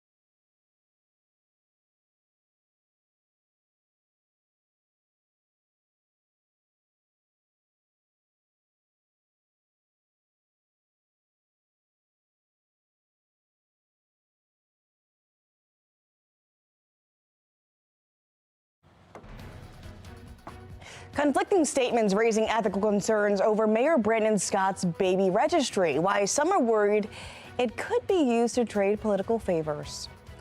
And a lot will change in the new year, including how much you could pay on prescription medicines. The company's raising prices in 2024. And I'm Wyatt Everhart. Just a few clouds on the satellite pictures this morning. We're getting set for a nice New Year's Eve around here. But what about the first days of 2024? We'll talk about what you can expect straight ahead. Live from WBFF in Baltimore, this is Fox 45 Morning News. Good morning to you. Thanks for being with us this Saturday, December 30th. I'm Taylor Stewart. And I can't believe we're here. We made it. Let's get to your forecast. Meteorologist Wyatt Everhart with the eve of New Year's Eve and what we're experiencing outside this morning. Look, the last weekend of 2023. How about that, huh, Taylor? And look, I think we finished on a nice note, relatively speaking. A little cooler this morning than the same time yesterday morning, but still low 40s with partly cloudy skies. Not bad for the tail end of December. There's the temperature drop. A little bit of a west breeze coming in, helping to make things feel just a little chillier out there this morning. But through the day, we'll climb ultimately into the 40s before we tail off into the low 40s later on tonight. An overall nice day setting up for your Sunday as well. We'll detail that as well as the next chilly blast of air coming our way. That's straight ahead. New this morning, Baltimore police say a UPS delivery driver was hit by a stray bullet near Mondawmin Mall Friday evening. Police say around 6 p.m., two groups of teenagers were fighting in the parking lot before they began shooting. One of those bullets hitting a delivery driver in the ankle. Nobody else was hurt. But all those teenagers got away. Police are encouraging anyone who knows of a young person with a weapon to call authorities. Call 911. We will recover the weapon, and hopefully we can get them some help. You know, juvenile services if they're juveniles, adult services if they're adults. But seeing things going on in the community and not doing nothing, we're a hindrance to ourselves. Earlier this month, Police Commissioner Richard Worley said the city is seeing an increase in young people committing crimes with guns. We're also seeing more young people fall victim to gun violence. 94 juveniles have been shot this year. Compare that to 72 in 2022. Homicides are down, though. 16 juveniles have been killed this year compared to 20 last year. Juvenile crime will be top of mind during the 2024 legislative session. City State Attorney Ivan Bates and Prince George's County Attorney Aisha Braveboy have both released their legislative priorities to tackle juvenile crime. So far, so has a group of Republican lawmakers. Governor Wes Moore says he has plans of his own to address the issue. We've yet to see those plans, but he says he will release it before the session begins. That is now just 11 days away. You can find more on the juvenile crime crisis on our website, foxbaltimore.com. The cash is very troublesome because then there's really no tracing of the cash. New this morning, Mayor Brandon Scott's baby registry is now private. The registry has been the source of controversy for the last few days as the mayor and his fiancée, Hannah Pugh, ask for more money, gift cards, and baby supplies from their friends and family. The registry had been public since the mayor says it was created months ago, but he insists it was never meant for public consumption. Fox 45's Mackenzie Frost is looking into the potential political impact it may have. It's the talk of the town on social media. Mayor Brandon Scott and his fiancée launching a registry for his new baby. With items like a stroller, crib, and dresser, most people seeing nothing wrong with the move, talking about the price of raising a child. There are other requests like gift cards for baby Charm's parents, as well as cash. It's just a bad news for the mayor. And it's what the registry could mean that's raising questions. And here he's got a situation where people can surreptitiously get money to his campaign or to him without being identified. Rhetoric professor Richard Vatt says the registry isn't necessary for the mayor. Everybody has a baby registry, perhaps, who has a baby, but not everybody's running for mayor. Whatever his shortcomings, he's a basically decent, honest guy without trickery. And now that's all called into question. Thursday, Mayor Scott's office gave Fox 45 News a lengthy statement about the registry, saying it was only intended for the mayor's friends and family. And prior to the Baltimore Brews article this week about it, the registry, quote, has existed for months. The mayor's team also says the ethics board has been consulted repeatedly in regard to this registry, and the board have found no issue. The mayor will make all necessary disclosures. But the chair of the ethics board telling Fox 45 News Thursday the board has no record of receiving a gift solicitation waiver request for a baby registry. And at this point, it would be premature for the board to determine if an ethics violation has occurred. So Friday, we followed up with the mayor's team asking, was the ethics board consulted or not regarding the baby registry? The mayor's team sending Fox 45 News another statement saying the team has had multiple discussions with the ethics board, both before the baby shower and after media publications about the registry. It's not clear why there continues to be a difference between the mayor's office and the ethics board about this registry. Meanwhile, Vance argues there's an easy answer to the ethical questions raised: disclosure of those who bought items from the registry. The longer he waits, the more it's going to seem that he only changed his position out of pressure. The mayor's team says he will make all necessary disclosures, and the city's ethics filing, including gifts given to elected leaders, are due next month. In Baltimore, Mackenzie Frost, Fox 45 News.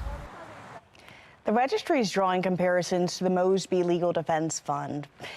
Now, the fund was created to help pay for legal fees for City Council President Nick Mosby and his then wife, former State Attorney Marilyn Mosby. The Board of Ethics eventually ruled it violated city ethics rules and ordered Nick Mosby to return money from the fund. It is important to note the Mosbys sent a link to fund supporters and constituents asking them to contribute. There is no evidence the mayor did this with the baby registry. That brings us to our question of the day. Should Mayor Scott release the names of everyone who gives a gift from his baby registry? So far, 95% of voters say yes. You can go to foxbaltimore.com/vote to weigh in.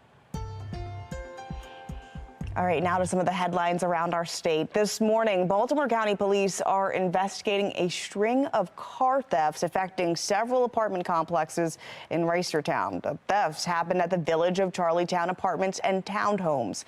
The two other apartment complexes near Brook Village Court, officials now confirm that all 4 thefts are currently under investigation. Anyone with information about these is asked to give police a call. Meantime, Howard County police are searching for a suspect in connection to a fatal pedestrian collision Friday morning. Officials say around 6 a.m. near Dr. Patel Drive in Elkridge, police say a vehicle was driving northbound down Route 1 when it hit a woman crossing the road. A second vehicle also hit the woman. She was pronounced dead at the scene. Police say the driver of the first car remained on the scene, but the second driver drove off before police even got there. Investigators are asking anyone with information regarding the second driver, that information on your screen, to call police. We've got champagne problems after the break. The role climate change plays in the production of this celebratory bubbly drink. That's a new one even for me, Taylor. It'll be interesting to see. Hey, next 12 hours looks not so bad. Temperatures rising slowly but surely, close to 50 today. A chillier setup, though, as we go into the new year. We've got those details on the other side of this.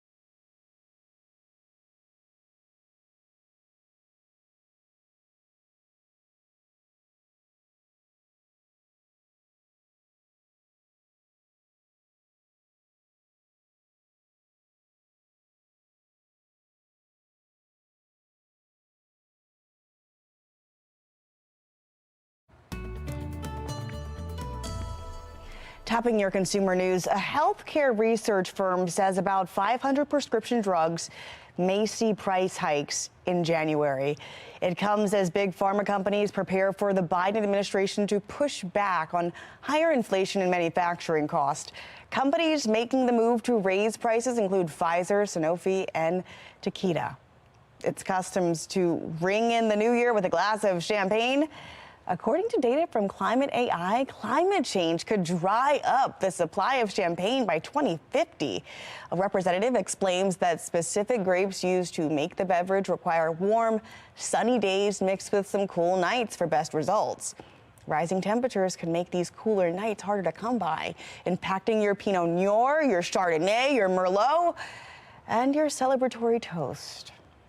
Well, if your New Year's resolution involves making changes to your diet or style, you might want to take note of some of the stores that are open and closed on New Year's Day. Grocery stores that will be closed include Aldi, Costco, Sam's Club, and Trader Joe's. However, lots of markets may not be open to accommodate your pantry makeover, so check with your local stores to see if they have alternate holiday hours. Rite Aid, CVS, and Walgreens will also have limited hours. Macy's, Target, and Kohl's will all stay open to ring in the new year. All right, weather-wise, we continue to watch the disturbance moving away from Maryland. Offshore sets the stage for a nice New Year's Eve around here, but the first days of 2024 may be a little colder. We've got those details. And tracking Maryland's most wanted all year long. Tonight, we're getting a first-hand look at what it's like when police arrest those suspects. You're watching Fox 45 Morning News Weekend Edition, all local, all morning.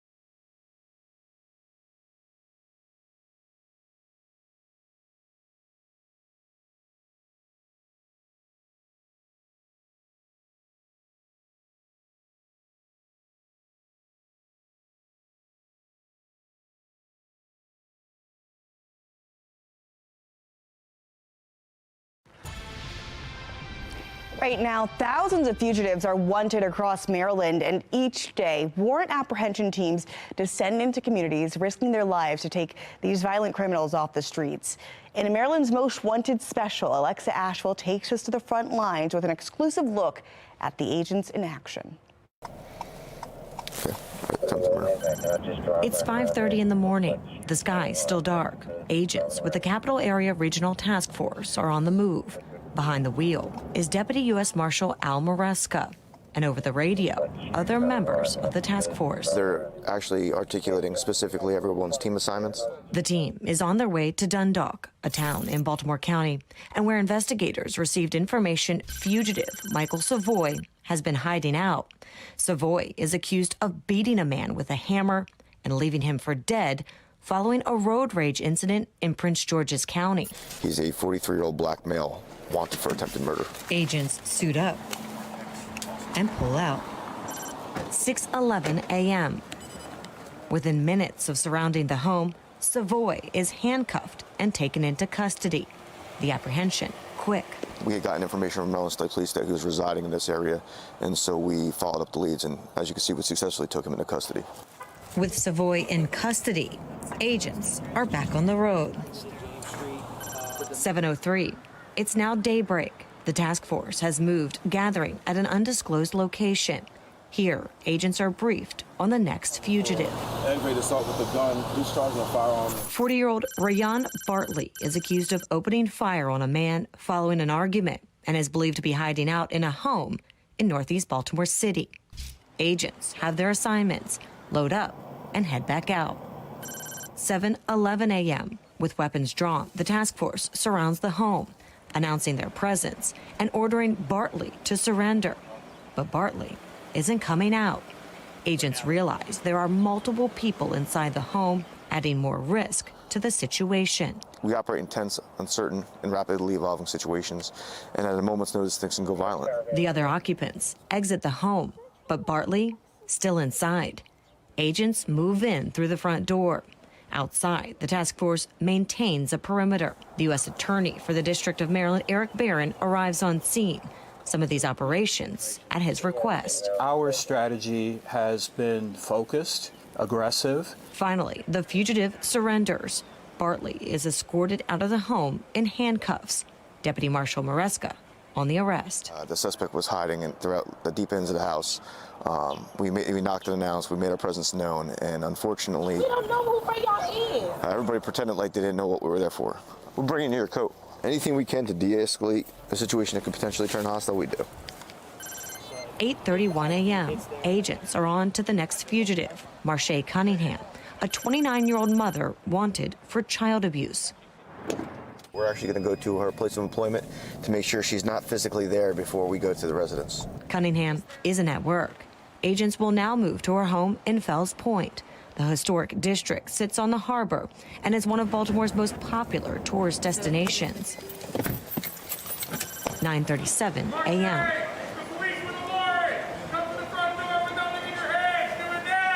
With guns drawn, agents surround Cunningham's home and say they can see the mother inside. We saw you peeking out the window. You need to come to the front door with nothing in your hands. Do it now. Agents enter the home. Cunningham surrenders and is placed in handcuffs and escorted into a police transport vehicle. How she'll be transported to central booking. It's very important to us that we treat everybody with dignity and respect. But ultimately, when a fugitive refuses to come to the door and surrender, then we have to go in.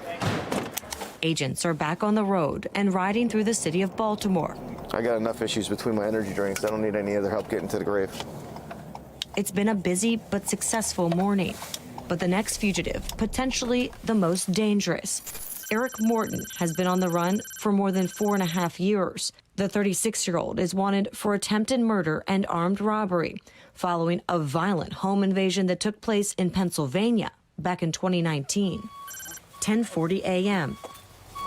You might want to hurry up and get down there. Agents move in, luckily catching Morton as he was preparing to walk out of his front door here in Northwest Baltimore City. He's handcuffed and taken into custody. A violent fugitive on the run for years, captured. In each of these cases, we've watched neighbors walk out, look, many of them surprised that someone accused of attempted murder, for example, has been living amongst them. If people really realize the potential dangers at hand or could cause public alarm. The Capital Area Regional Task Force is 4 for 4. Agents pack up and roll out. Today's operation is complete, but the work far from done. 11:28 a.m. Deputy Marshal Maresca returns to the federal courthouse.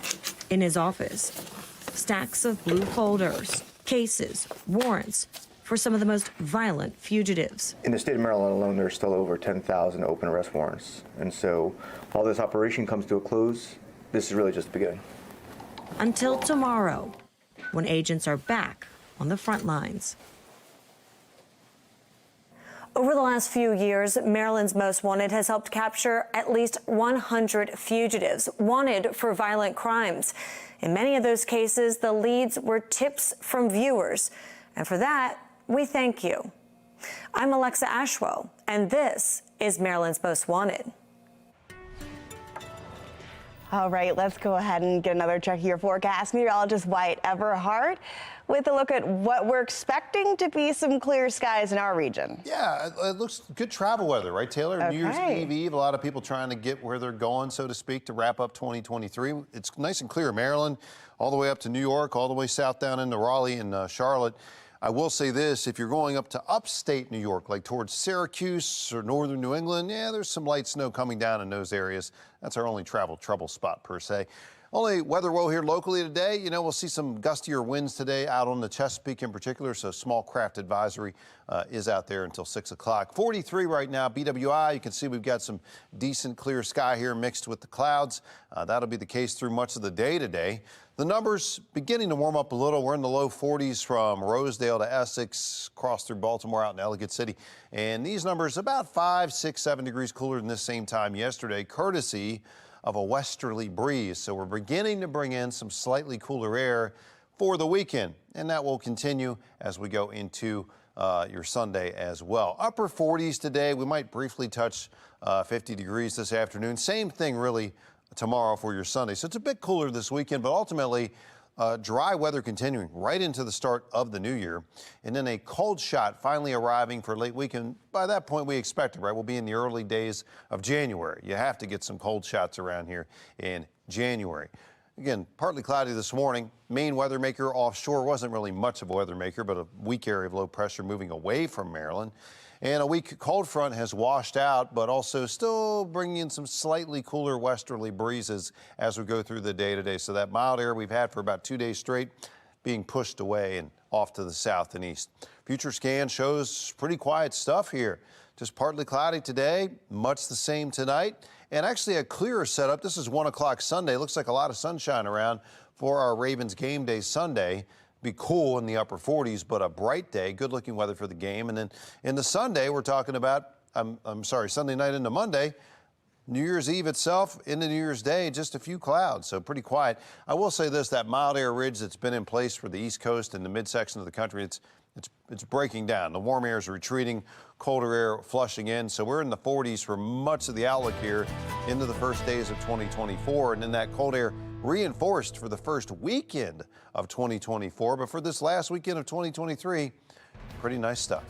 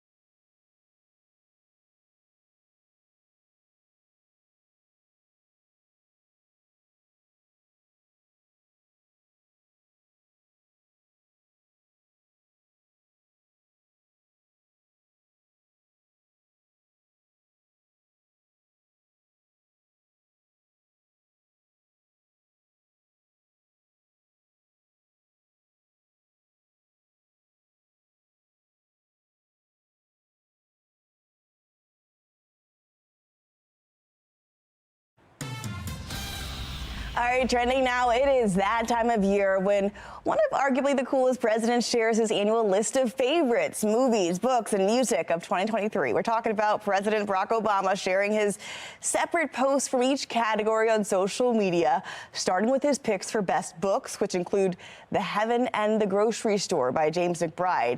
His list of favorite movies featured the Oscar-nominated film Oppenheimer. And lastly, Obama's favorite music of the year highlights his diverse range of artists from Karol G, Shakira, Dave, Central C, Zach Bryan, Casey Musgraves, Beyonce, and Kendrick Lamar. What a playlist. And check this out. A college bowl game ends with a sweet surprise for the winners. The Kansas State Wildcats were named champions of the Pop-Tarts Bowl. After the game, the team received a trophy and an edible Pop-Tart mascot. Players and coaches chewed down on the strawberry after it went through a giant toaster. The company says it is the first ever edible mascot at a college bowl game. Here we are. 2023 is winding out and we're rolling in with edible mascots. Well, a beacon for hope for those fighting addiction. How a local pro skateboarder is doing what he can to help others recover. His journey just ahead. And can we expect the rain while we ring in that new year? Meteorologist Wyatt Everhart will let us know that's ahead in his full weather authority forecast. Stick with us here at Fox 45 Morning News. All local, all morning.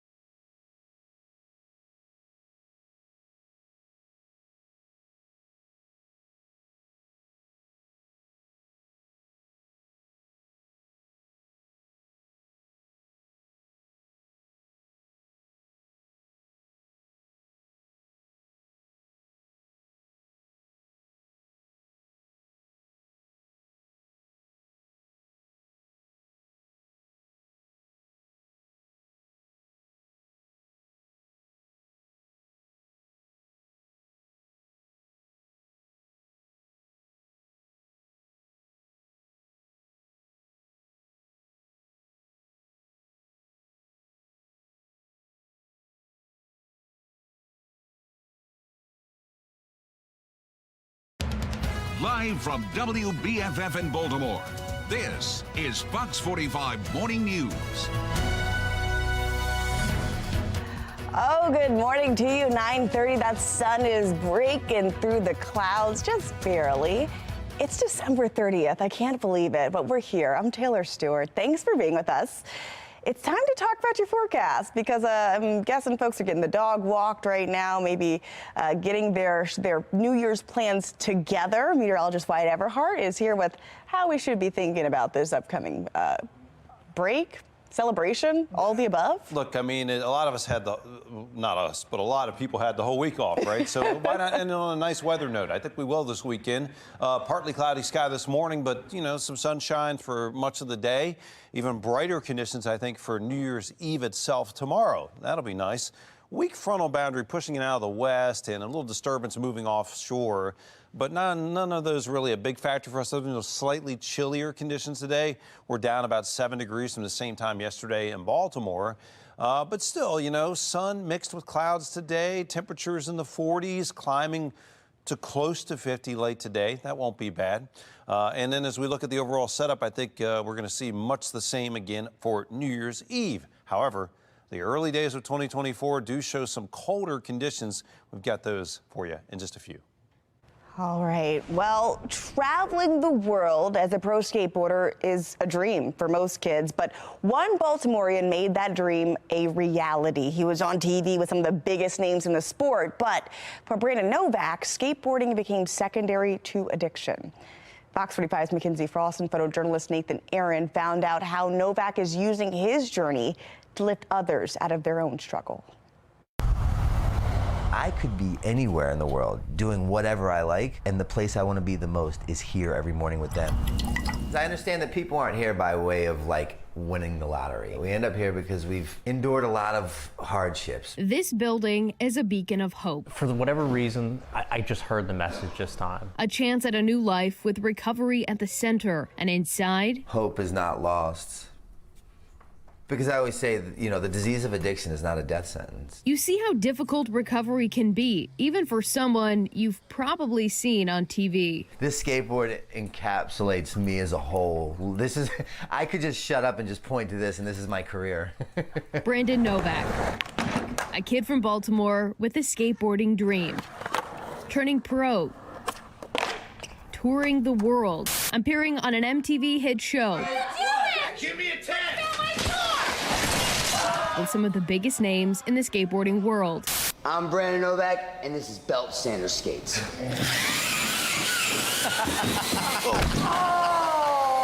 Soon, that would come to a halt. Bam's career continued to excel. He created CKYs, which then gave birth to Viva La Bam, that turned into Jackass. Mine completely declined. I chose to pursue a world of heroin. Drugs consumed Novak's life, and Baltimore streets supplied the habit. This is the corner where I bought my very first bag of heroin ever. And then they moved their dope shop right around the corner to this spot. Literally everything that I ever cared about, loved, and really believed in went here. I'd given everything. There was a point where I was prostituting my body on the corner of Eastern Avenue and Patterson Park. And then the money that I'd get from that corner would go like right to here. And I'd walk down this alley and they'd serve you behind this second house. And it was $15 bags of raw heroin. One day I came to and realized I'm 38 years old. I'm homeless. Everything I own in this world consists of 8 scarves, 2 jackets, 3 socks, a stick of deodorant. It all fits into this bag that doubles as my pillow, a needle, a spoon, and a restraining order. That restraining order filed by his mom, Pat. Every night I waited to get the dreaded phone call that your child's dead. Sitting in her Little Italy living room, Pat knows the uphill battle her son had to fight to be on the couch next to her right now. I spent thousands and thousands in rehab.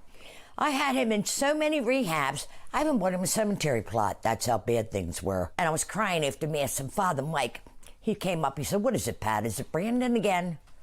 Oh, yeah, it is, Father. He said, I said, "I wish God would cure him or kill me. I can't take anymore."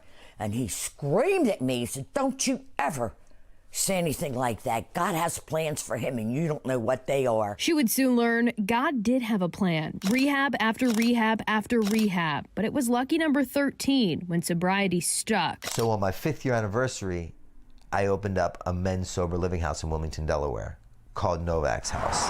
The first house, little did I know, like, something so much bigger and better was happening. Decorated for the holidays with the goal of making people realize they can break free from the grips of addiction, like Tyler. I was living in Baltimore City with like my girlfriend, and I was just, things are out of control. At 29 years old, he says he needed to leave his old life behind. I'm 34 days sober. I feel completely different. I'm doing stuff I don't normally do. Across the street, another house. In the beginning, they were very cautious. Yeah, I bet. Right?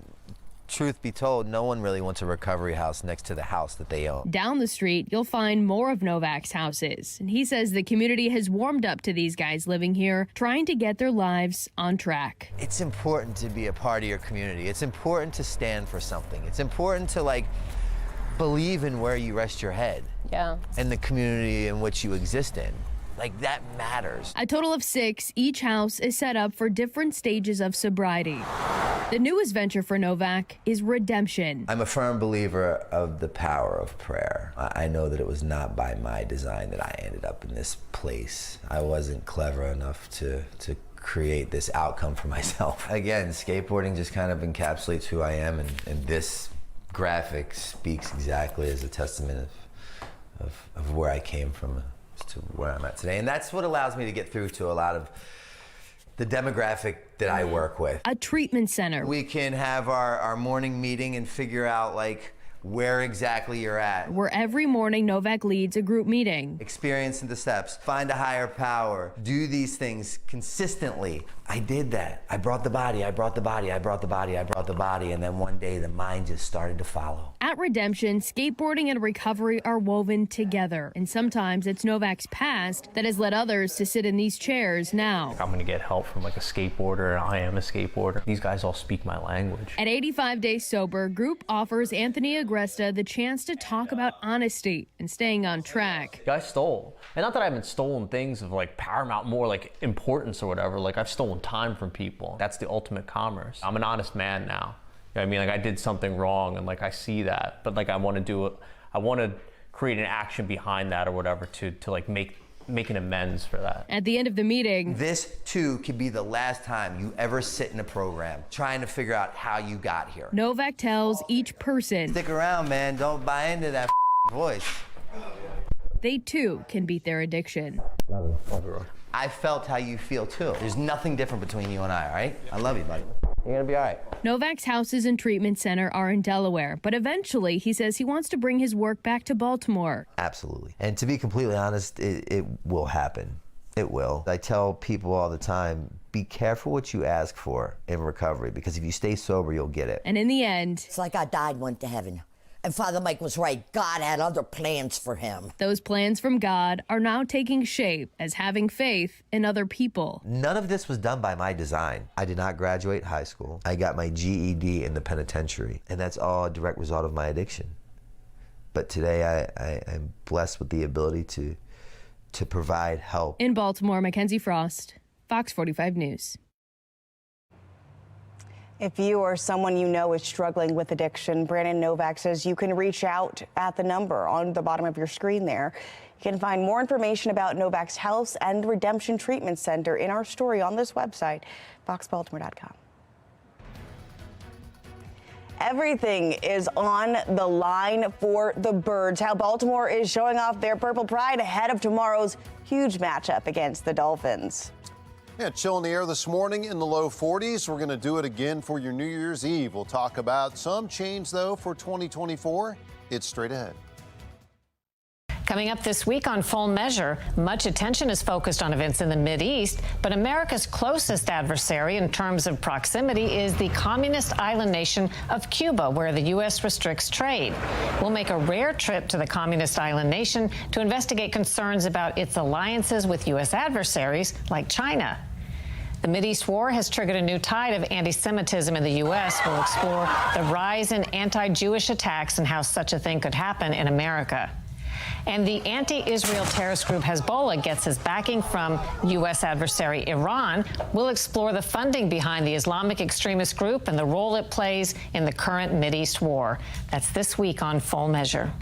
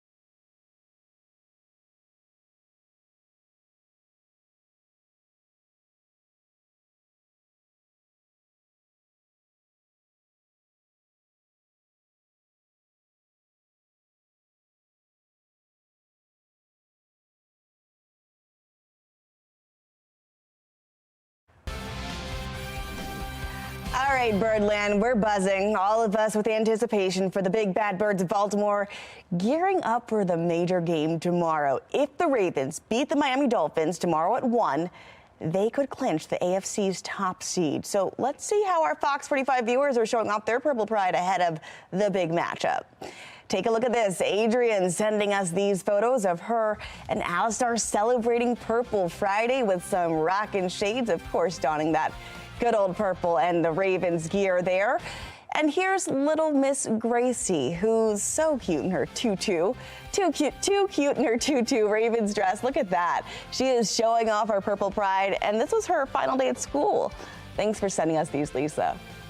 If you celebrated Purple Friday in a big way, or if you're going to the game tomorrow, we want to see how you are cheering on the Ravens. Scan the QR code on your screen. It's going to take you to foxbaltimore.com. Upload your pictures and your videos. It's all powered by Stackla. Big question, though, will the weather cooperate for tomorrow's big game?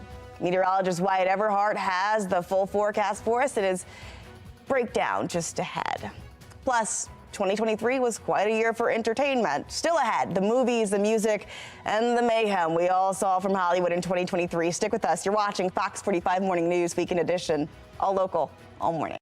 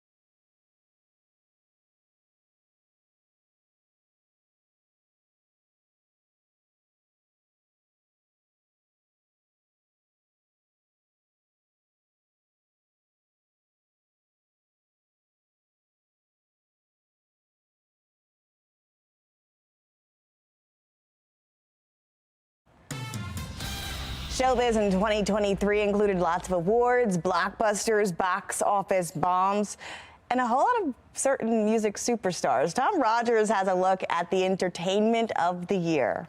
It's going to be called the Eras Tour. See you there. 2023 was Taylor Swift's year. Her Eras Tour made a record $1.4 billion in just 8 months.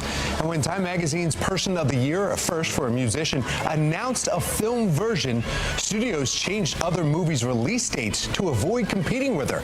Taylor Swift, the Eras Tour, made $250 million worldwide. Beyonce followed with her own concert documentary, Renaissance, a film by Beyonce. Both music icons ignoring the studios and partnering directly with theater chains for distribution. Beyonce made history, winning her 32nd Grammy Award, the most of any artist ever.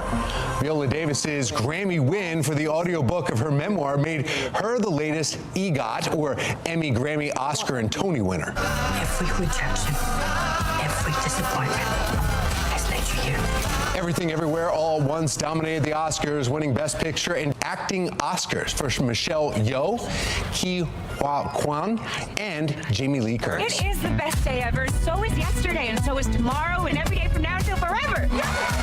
Box office belonged to Barbenheimer.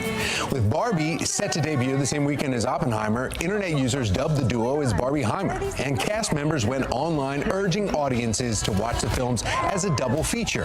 The result? Barbie was this year's top-grossing movie, with $1.4 billion in worldwide ticket sales. And Oppenheimer, a 3-hour biography of the scientist who helped usher in the nuclear age, made $951 million. It was all a welcome boost for Hollywood, which all but shut down for nearly 4 months amid the first simultaneous actors and writers strike in more than 60 years. Both unions won wage increases, assurances about the use of artificial intelligence, and other concessions from the Alliance Motion Picture and Television Producers. If we don't solve this mystery, we're stuck here for eternity. Disney had more than strikes to worry about. From Haunted Mansion to much-hyped Indiana Jones and the Dial of Destiny, one Mouse House movie after another failed to meet box office expectations. One last time. Even the studio's Marvel division was a disappointment. Guardians of the Galaxy Volume 3 did well, but Ant-Man, The Wasp, Quantumanium, that failed to connect with audience and critics, and The Marvels was the lowest-grossing movie in Marvel history. I can fix things. You can also destroy everything. Marvel's loss was not DC's gain in 2023. Warner Brothers' comic book movie division suffered as well as The Flash flopped. So did Shazam, Fury of the Gods, and Blue Beetle, amid what industry analysts are calling superhero fatigue. How you feeling, Harvey? Harvey Weinstein, already serving a 23-year prison sentence in New York, was sentenced in Los Angeles to an additional 16 years. Former Hollywood mogul was convicted of rape and sexual assault stemming from an alleged incident in 2013. Weinstein called the case a setup and maintains his innocence. The sentence means Weinstein, who's 70, will be spending the rest of his life in prison. As to that charge, how do you plead, guilty or not guilty? Not guilty. 27 years after Tupac Shakur was shot to death in Las Vegas, Dwayne Davis was arrested and charged in the rapper's murder. Authorities contend the killing was part of a larger conflict between two Compton, California gangs. And the family of Die Hard star Bruce Willis reveals he had been diagnosed with frontotemporal dementia, a rare aggressive form of the cognitive disease. Family and friends say Willis can no longer speak, but that he's still Bruce. Tom Rogers, Fox 45 News. All right. Well, yeah, meteorologist Wyatt Everhart and I were already talking about our 2023 movies that we've been checking out. It's always we're playing catch up. Like, you just can't. We're trying to get all of it in before the new year, and of course, thankfully, I feel like we've gotten all the rain in before this period because folks are traveling today. Right. The game's tomorrow. What are we working with? Good travel weather. So, you know, I would tell you this, anywhere from Maryland all the way up to Boston, all the way south to Raleigh, Durham, clear weather across the East Coast. Good travel stuff for you this New Year's Eve weekend. And a small craft advisory on the bay this afternoon because the winds are going to pick up a little bit this afternoon, but that's really our only weather, yellow flag, we'll call it. 43 right now at BWI. Winds are southwest at 9, already picking up a little bit. And that west wind, by the way, is bringing some slightly chillier air. We're down about 5, 6, 7 degrees from this same time Friday morning. So, yes, a cooler breeze coming into Maryland today. A few gusts up in Philly to 15 already. Today we'll hover in the upper 40s around here. We might touch 50 briefly, but it'll be a somewhat chillier day. Still not bad for the tail end of December. Not bad tomorrow for the last day of 2023. We got good kickoff weather for the Ravens. It's going to be in the upper 40s for much of the game. Hopefully a little too chilly for the Dolphins to play their best, but otherwise good weather for that home game, that important home game. Dry into the new year, that is our theme for the first couple of days of 2024, and then a cold shot arriving for late week, but that makes sense as we'll be well into the first days of January by that point. Right now, disturbance offshore, not really much of a factor for us. We do have some chillier air poised west that's going to kind of filter into Maryland and the mid-Atlantic as we go through the day today, but overall just staying quiet and partly cloudy today. Tonight we clear the skies. Bright and sunny for our Ravens game on Sunday, and right into New Year's Eve night and the early hours of 2024, just a few clouds around. So good weather for New Year's Eve, including the big bash up in New York City. It looks pretty quiet weather-wise for that as well. I will say this, the really mild air we've had from the south to the upper Midwest to the East Coast, starting to shift a little bit. We're starting to see the cold air edging down more so into the mainland U.S. So that'll be reflected as we drop from the 50s last week into the 40s for this coming week. And then ultimately, as we look several days into the new year, Thursday and the Friday, our next chance for rain, basically. And also, that's when we bring in even colder air for that first weekend of 2024. Well, preparations are underway at the Inner Harbor for the New Year's Eve celebration. The city's going out with a bang this year with everything from a drone show to fireworks and live music. The celebration starts at 8 p.m. with that drone show display. Between 10 and 11, you can join in on the fun performances, live bands, and keep those good times rolling into 2024 with the midnight fireworks display set up to light up Baltimore's skyline. Yeah, we're really excited. You know, we've had an incredible year of winter on the waterfront, you know, from the ice rink and Christmas Village. And so we're going to close out the year with our partners over at BOPA. We're going to have live performances from a DJ. We're going to have Soul Cannon, Easy Jackson. It's going to be an incredible day. Ooh, and if you need something to do with the family beforehand, why not grab your skates? Slide your way into 2024. The Inner Harbor Ice Rink is open Sunday from 10 to midnight. And then on New Year's Day, it'll be open noon to 10 p.m. But if you want to party all night long in Towson, well, the Point is the place to do it. The restaurant is having a celebration that starts at 6 p.m. Sunday. It goes until 5 a.m. New Year's Day, so you can get your packages right now at pointtowson.com. Each package includes your party favors, your live music, and the champagne toast. Just remember, if you are planning to toast in the New Year's this Sunday, Maryland State Troopers are increasing patrols on the highways. They are urging people to get a designated driver, a sober driver, or consider using public transportation. You also can use ride-share apps if you need to get to and from the festivities. State troopers across all 23 police barracks will be conducting saturation patrols. These will happen in areas with high DUI likelihood. We've included a list of those areas on our website, foxbaltimore.com. Stick around with Fox 45 Morning News after the break. Meteorologist Wyatt Everhart joined us here at the desk with his exclusive 7-day as we bring you into the new year.